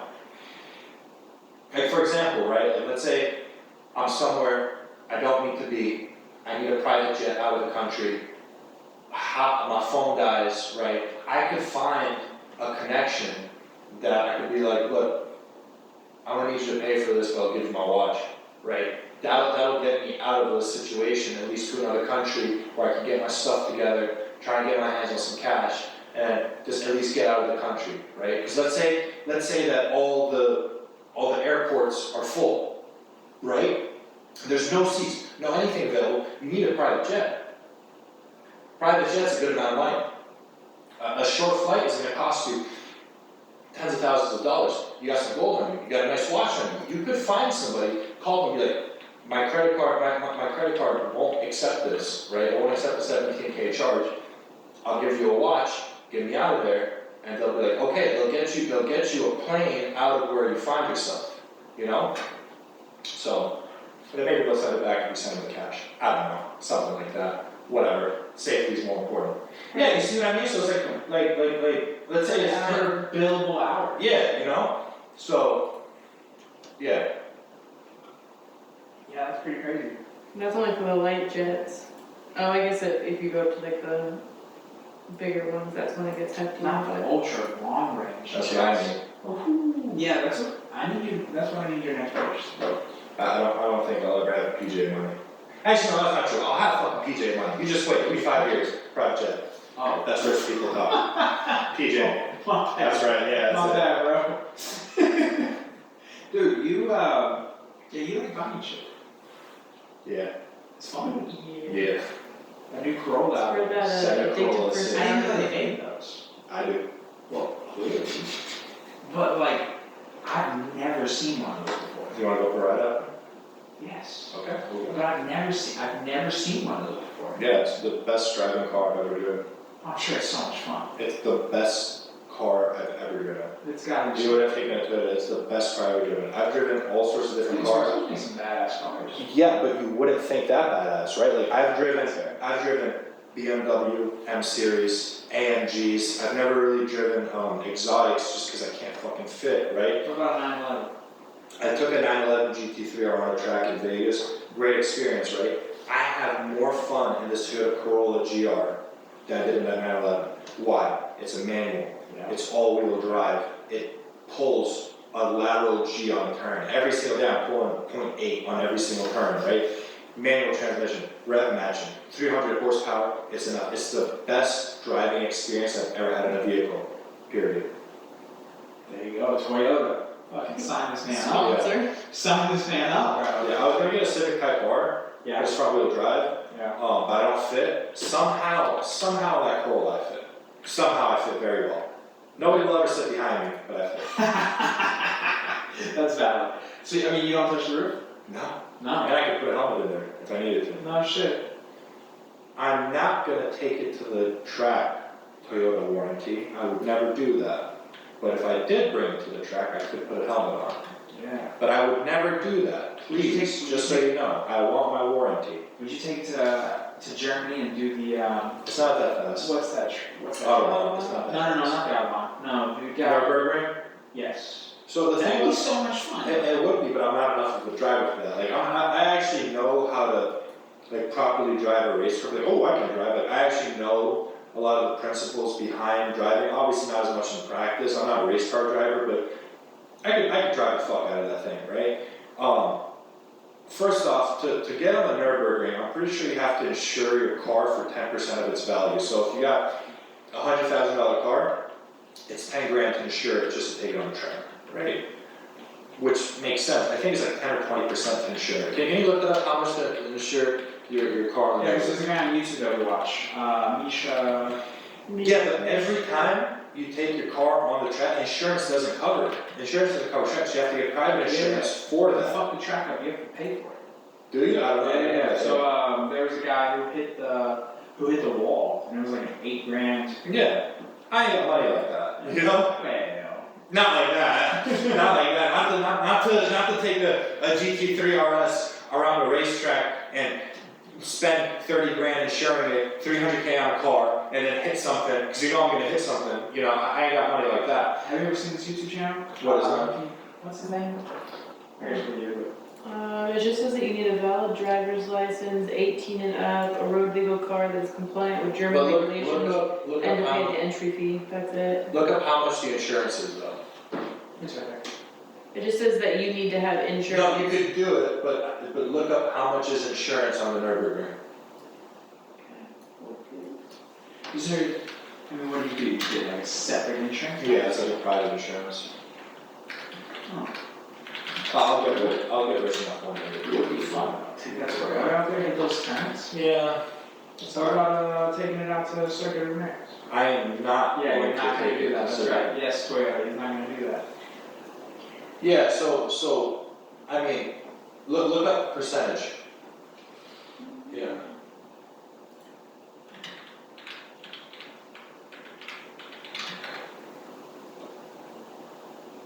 No standard insurance percentage. Yes, so I wasn't crazy. High value cars, 10% deposit, the car's value is required. Standard Oh, for insurance. rent, by rental companies. Sure, not for your own car. Yeah. So They go down though? that's for if you're renting. That's for if you're renting a Okay. car there. Well, anyway, Sure. No, I get what you're saying. yeah. But because this guy, people, I don't know if people just bring him their cars and let him drive it. on That's his crazy. YouTube channel.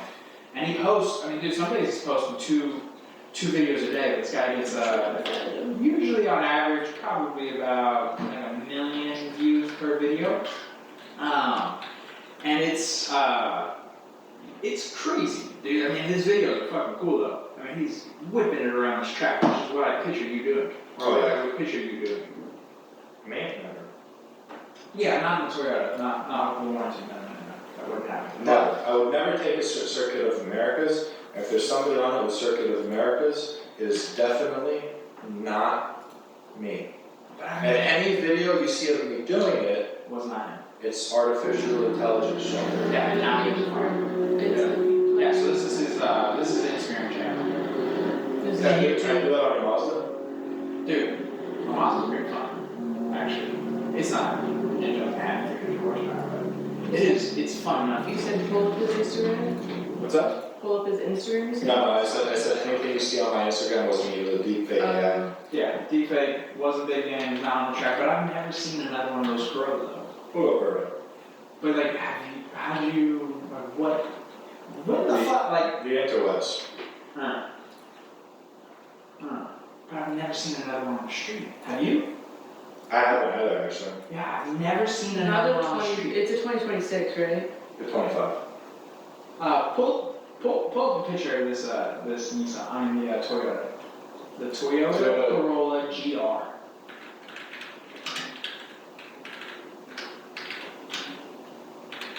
Now don't get me wrong, I don't claim to be this big car guru, but I've never seen one of these before.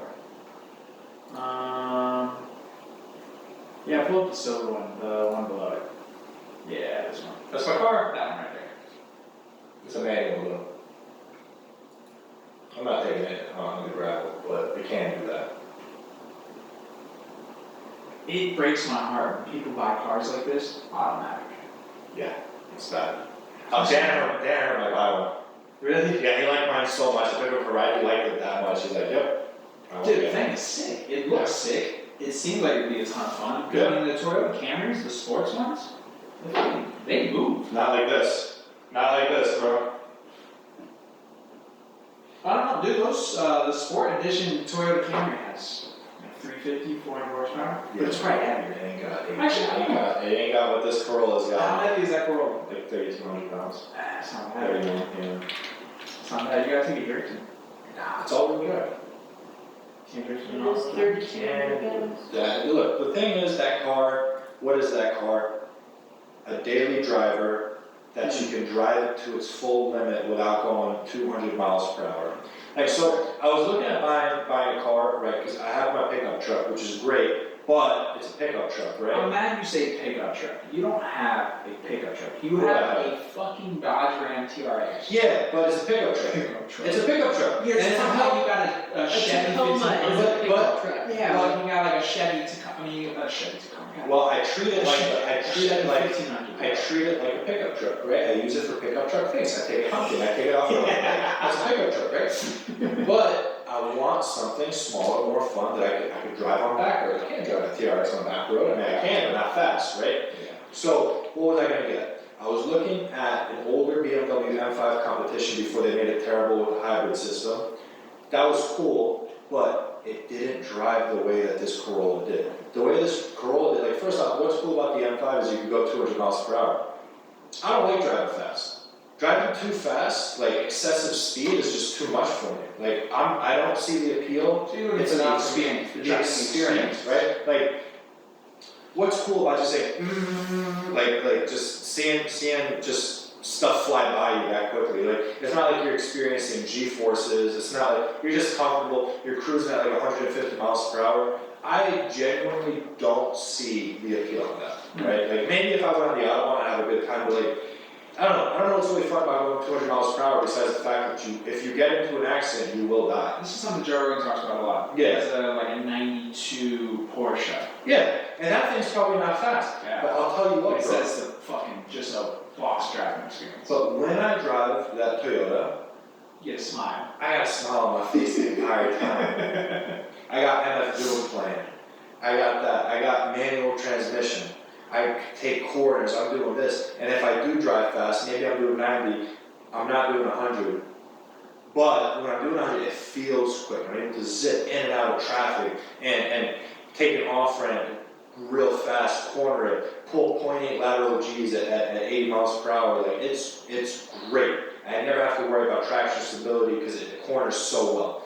So the driving experience, the actual physical act of driving, every single time I've driven this, and I've already put 1,000 miles on it in like 4 days, right?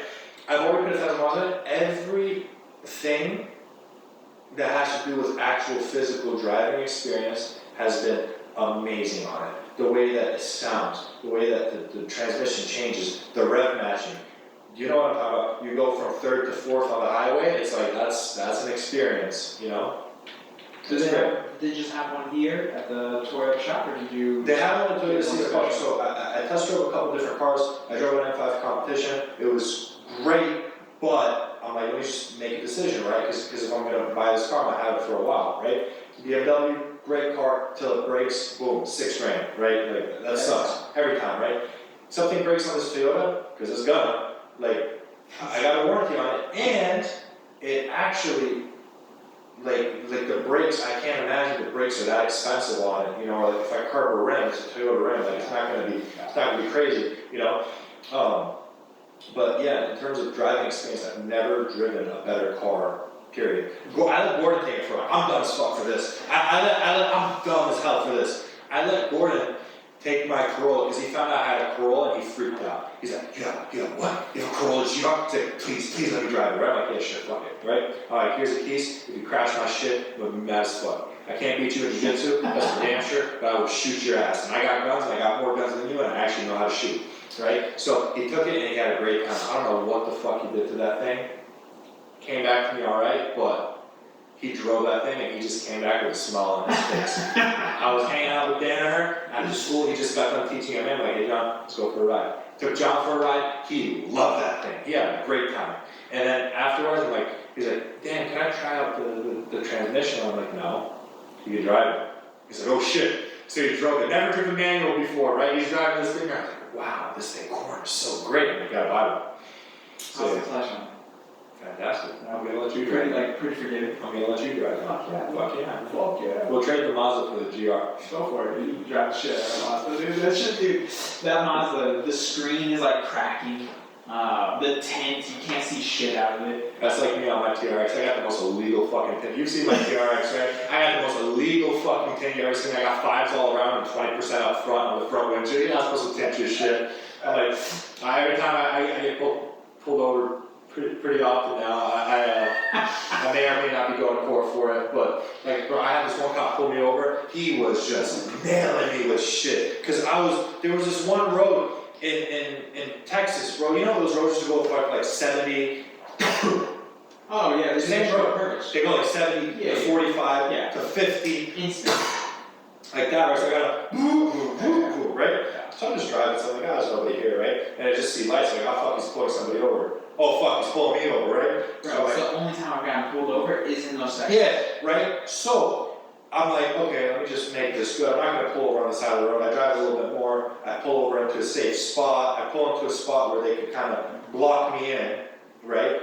But when they pulled me over, I had a fucking armory in my truck, bro. I had an AR-15, I had an AR-10, I had a bolt action, I had a pistol on my appendix, I had a pistol in my center glove box, and I had like boxes of ammo because we just got done hunting, right? So I'm like, fuck, this is gonna be great, right? It was me, my boy Serge, my boy Aiden. Aiden was in the back seat, and some of the guns were just laid out like this. I'm like, guys are getting pulled over, just keep your hands where they can see them. I turn on all the lights, I open my windows, the cop shows up, and I'm like, hello officer. He just rips into me, right? He's like, you're driving way too fast. I'm like, yeah, I'm sorry, man, I'm just trying to get home. He's like, yeah, well, you can't be driving like that. You know what the speed limit is, right? I'm like, officer, I'll be honest with you, I was just driving. He's like, it went from, you were going 70 to 50. Bro, it's the same fucking road, right? It's the same fucking road. So I'm like, I'll be honest with you, officer, I really didn't see it. We just got done hunting. He's like, oh, what did you hunt? He's like, we were hunting hogs. He's like, did you get anything? And he's like, so I didn't get anything. I was on my thermal, something looked like a hog. I swear I shot a log. It wasn't a hog, right? It was embarrassing as shit, right? So, no, we didn't get anything, this, that, and the cop just starts making fun of me. Then a second cop pulls up, I'm like, oh, fuck, you know, like, did I commit a crime or something? And my boy Aiden's in the back seat, and I'm like, officer, just so you know, like, we started talking, like, just so you know, we have a lot of firearms in the truck, they're all unloaded, but you can see, I'll tell you where they are, and I have one on my appendix, but just so you know, I am carrying right now. He's like, okay, cool. He's like, license registration? I'm like, yeah, it's in my left pocket though, do you care if I reach for it? He's like, he asked me, am I right-handed or left-handed? I'm like, dude, like, I'm just gonna grab it, I'm not gonna shoot you, whatever, get it. So, cop is ripping into me. He's like, you're going too fast, he takes my driver's license, blah, blah, blah. He's like, you ain't got no front plate. And I'm like, oh, really? He's like, yeah, where's your front plate? It's in my back seat. I'm like, oh, I'm sorry, I just got a new front bumper. I didn't just have a new front bumper put on. Like, I just put on a new steel bumper, sir. I never got around to it, I'm sorry. And he's like, how long have I had it on for? A week. I had it for like a year. Right. So I had my steel, I'm sorry, sir. I had it on that. He's like, your tints are way too dark. He's like, sir, I have a medical exemption for folliculitis. I actually do. I didn't have it on me. But he's like, yeah, but this window tint is, it's a fungal thing on your skin, on my arms and shit. What does that have to do with tint? Sun exposure. It's sun exposure. So my front window's tinted 20%, right? So, and he looked at me and he's like, you have a front window tint? And I'm like, yeah, I have an exemption. He's like, it's highly illegal. And I'm like, fuck, I'm sorry. He's like, where's your registration sticker? Like, it's in Santa Claus. Like, why is it there? And he's like, it's September. Yours expired in August. How many months is that? Is this 5 months? I never got around. I'm so bad with it. Yeah, I didn't get my registration back. So he's like, he goes back to his car, and I'm like, the other cop was cool. He was just making fun of my friend Aiden for having a fanny pack, right? And I'm like, hey man, can you ask this guy some courtesy, man? I ain't hurting nobody. And he's like, well, I'm not going to tell the other officer how to do his job, but he's usually pretty cool. So he comes back and he's like, all right, you're speeding 20 over. I'm like, yes, officer, I'm very sorry. You have a legal tint on your car and a legal front tint. He's like, I'm sorry, officer, I had no idea. I didn't know. I actually didn't know. I thought it was fine, but I'm sorry, I didn't know. Your failure to display registration. I'm like, yes, sir, I'm sorry. And he's like, it's also expired for 5 months. I'm like, yes, officer, I'm sorry. So that's 4 things there. Failure to display, failure to renew registration. So I'm just like, fuck. I'm already in court right now for a speeding ticket, right? So I'm like, fuck, my lawyer's gonna have a field day with this. And he's like, you have no front plate. Yeah. And I'm like, yeah, I'm sorry, officer. And he just gives me my driver's license. No, so he didn't give me my driver's license. Like, he looks at me, he's like, have you been drinking? And I'm like, drinking? Like, alcohol? Absolutely not. Give me a breathalyzer right now. I don't drink alcohol. Rarely, you will probably never see me drink, right? I'm like, no, give me a breathalyzer right now, I'll hit it. I'm not drinking. He's like, no, it's fine. He's like, gives me my driver's license. He's like, have a nice day. And I'm like, really? Like, are you being serious? Like, this cop was being a dick to me. Like, he was being a straight ass with me. He's like, yeah, man, we're just looking for people drinking and driving. You look like you were drinking and driving. You're driving a big pickup truck at 3 in the morning on a Friday night or some shit like that. It's like, you look like you were drinking and driving. I'm like, officer, I promise you, I do not drink alcohol. He's like, yeah, I know. Have a nice day. And then he shook my hand. He said something about my old address, right? He's like, oh, so you live up there, right? I used to work up there. And he's like, I'm like, oh, very nice. Like, no, it's not. I said, I tried to pull the car like I train a lot of police officers in Brazilian jiu-jitsu. They're like, I'm so sorry for you. I'm like, why? It's like, because there's a bunch of liberals over there. so I try to be a wise ass, right? So I try to be a wise ass. And I'm like, officer, I'm a liberal. Yeah? With those 40 pounds of ammo in the back and 18 guns? Bro, and I'm like, yeah, officer, I'm not, you know. He's like, yeah. And he just let me go, and he's like, the speed limit's 70, it goes down to 50, and then it goes back up, and then you're back 75. I'm like, hey officer, thank you so much for not giving me a speeding ticket. And then he shook my hand, he smiled, and he was being cool. What I get from that situation is, 1, I wasn't an asshole. 2, I genuinely think those roads are just built to catch people because it's the same road. It's the same, you know what I'm talking about? It's the same road, it goes, you know, it's 75 to 50, right? So I'm just like, officer, I'm not fucking drinking. Okay? I guarantee you I'm not. Dude, the speed limit signs will be. And I didn't see the speed limit signs, bro. Oh, dude, they put them like this close together on the street. Yeah. So you'll drive by a 7-gear and then you'll hit a corner and it'll say 50. And I mean, it can't be any further than this, and they'll sit right on the other side of the 50. Yeah. I've kind of pulled over like that. So they give you a ticket or no? I did get a ticket. Fuck, both times? Yeah.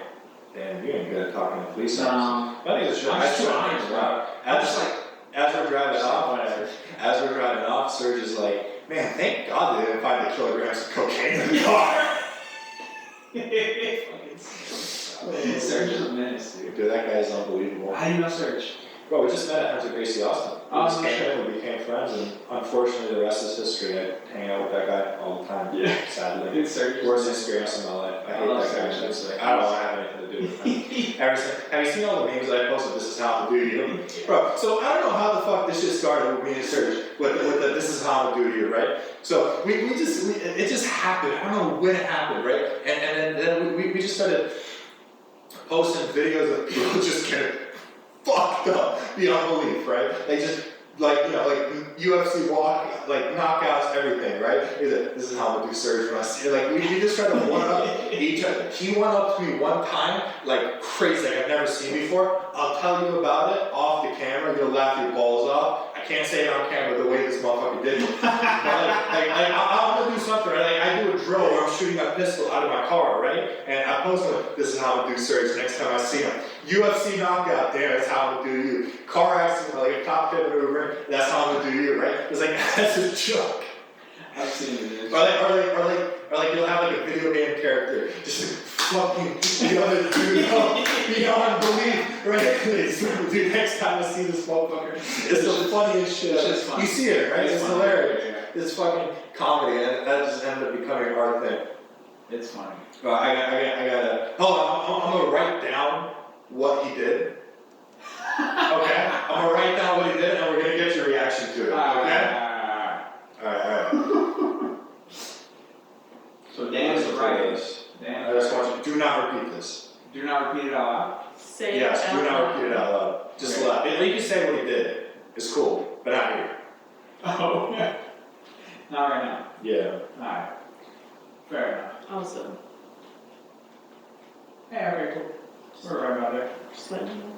Perfect. Perfect. I want to know more about these tactical classes, tactical courses. I kind of have to use them, but We're not there yet. yeah. I do want to say, I did find your hike that gave you tips. That's fucked. Bro, fuck this hike. This is when I got fucking sick, motherfucker. Oh my God. I didn't even know. How did they find this? It's on he saved Yeah, the Oh, you stories. saved it. Go back. No. Stay on Kazakhstan? Yeah.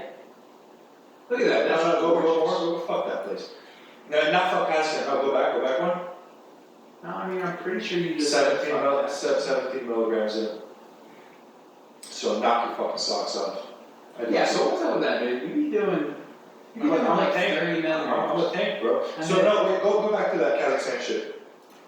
So I had a great time in Kazakhstan. Kazakhstan is an amazing country, great people, but I'm just upset as fuck because that's where I got bit by a fucking tick. When you went on. Keep going, yeah. Bro, I didn't even know what fucking happened. I guess This is not a fucking trail. Bro, it wasn't a trail. These motherfuckers have me climb the mountains and shit. I'm like, you crazy motherfuckers. Keep going. Keep looking at the shit that they did to me, right? Man, it was cool and all, right? But Do you it's know like, when the bite happened on the trail? no, bro, look at me in a goddamn yurt, bro. They took us out into the mountains. They had cool, all this shit. Look This at is a little gay, but you know look at it's this fine. handsome motherfucker, Lucas Hero.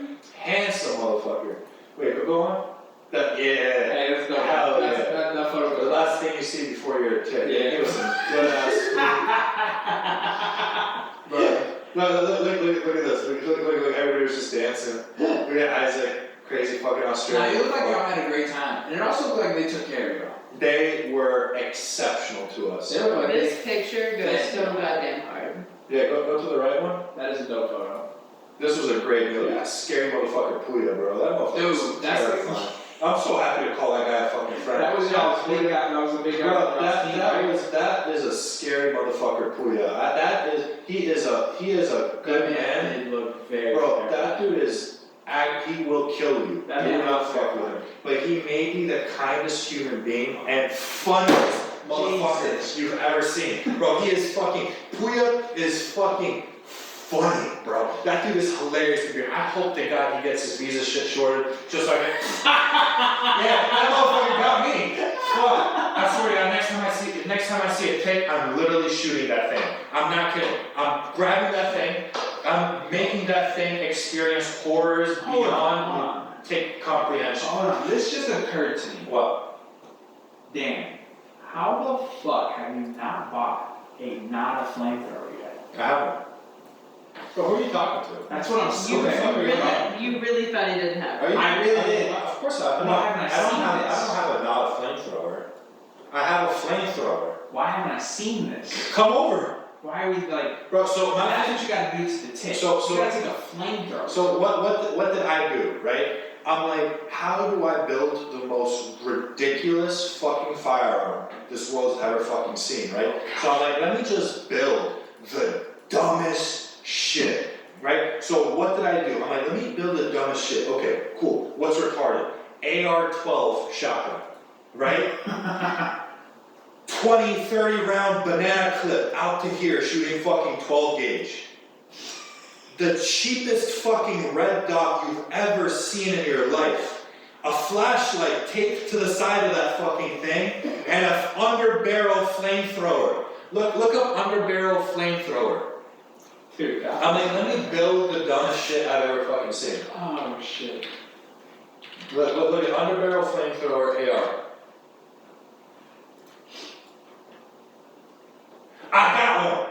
I got one of those. So I put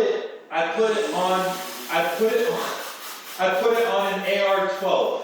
the cheapest AR-12 you could buy. That shit cost me like $300 off of Palmetto State Armory, right? And I'm like, the only thing that would make you stupider is if I had a shotgun suppressor. You know, I'm going to Watermark Arms right now. Shout out to my boys at Watermark Arms. I'm buying a shotgun suppressor and one of those, and I'm building a weapon.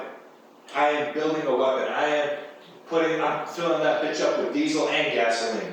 Or you are all over watch lists. Bro, fuck. I love it. I love it. Dude, that's wild. FBI is like, what the fuck is this crazy cunt doing? Yeah, bro, you're all over it. You're all over it. I don't give a fuck. I don't do anything I'm not supposed to. A domestic terrorist. Me? Has shut down, what is his name? He teaches courses in Utah, essentially survival courses, and he ran a really, really lucrative online business, and the FBI labeled him a domestic terrorist and took away his website and never gave it back. Fucking assholes. Wait, not assholes, sorry. FBI did the responsible thing, very good on you. So quick to save face. I'm not worried, bro. I got so many fucking background checks on me. I'm here training fucking special forces and shit like Fort Bragg. I'm fucking going to the Middle East and shit, like, whatever, like, I ain't hurting nobody. That I'm not doing. I ain't doing nothing else I'm not supposed to. I'm just a crazy motherfucker, right? It's like, that's the worst that you have to fucking deal with, right? Yeah. It's like, you know, You're having fun. Yeah. Go out to the range. What about these tactical courses? I know you gotta go fire, but human being. I just shoot with my friends that are experienced shooters, right? I'm not, how do I say it? Like, I know enough to know I don't know anything, right? Like, I know how to shoot.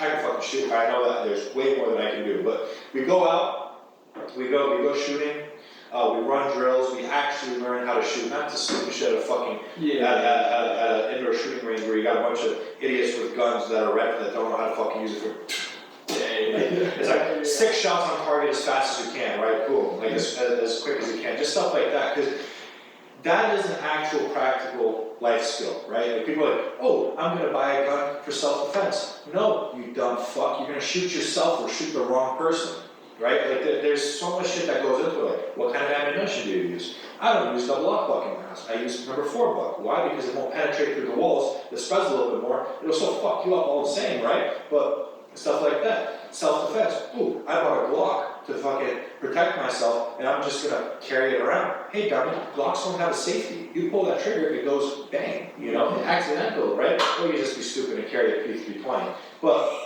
with that, right, like, with the firearms that I do, with the training that I do, it's practical, right? If I find myself in a situation in my car, right, I have access to my pistol immediately. If I don't have access to my pistol immediately, I have access to another pistol immediately. If shit's going off, right, like some bad shit's happening, something crazy, mob of people, something, right, I got a pistol caliber carbine available to me if I gotta shoot out of my car 30 rounds, right, and the back of my truck, in the pickup truck bed, I loaded up with a full-size AR-15, full plates, gun belt, and everything. And what's cool is the back of my pickup truck, it's like a safe, right? Have you seen it? I haven't seen I have a safe in the back of my pickup truck that you can't get into unless you have a drill. And even if you did, the only way you're gonna get into it is because I load it up every day and close it up every night, right? So every morning,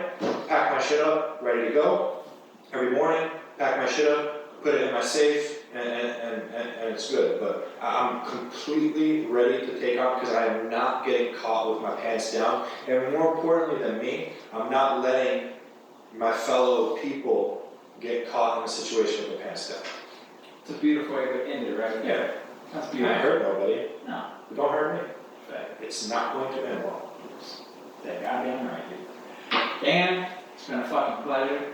We'll do it again after you go and win this match in Brazil. This motherfucker keeps, this guy hot dog, right? I can't wait to get my hands on him. Because he's like posting pictures like a train, he's calling himself a train. Motherfucker, I'm stopping that train. You're saying I'm stopping the train, I'm stopping that, putting emergency brakes on that motherfucker. Mm-hmm.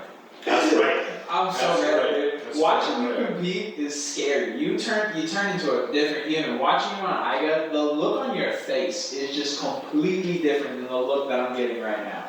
It's just a completely different person, and I fucking love it. Yeah, well, there's time for work and there's time to be yourself. Whenever you go out to compete, you bring a completely different person to the table, and whenever it's time to be yourself, and whatever part that you bring to competition, you, what's it called? You don't bring any of what you are in a day-to-day life, a completely different person, and whoever you are in competition, that's what you never bring home to the people that you care about. So, Fucking you. Just when I didn't think you could do it again, you did it again. my dog. Beautiful. I appreciate you, man. Thank you. Thank you, man.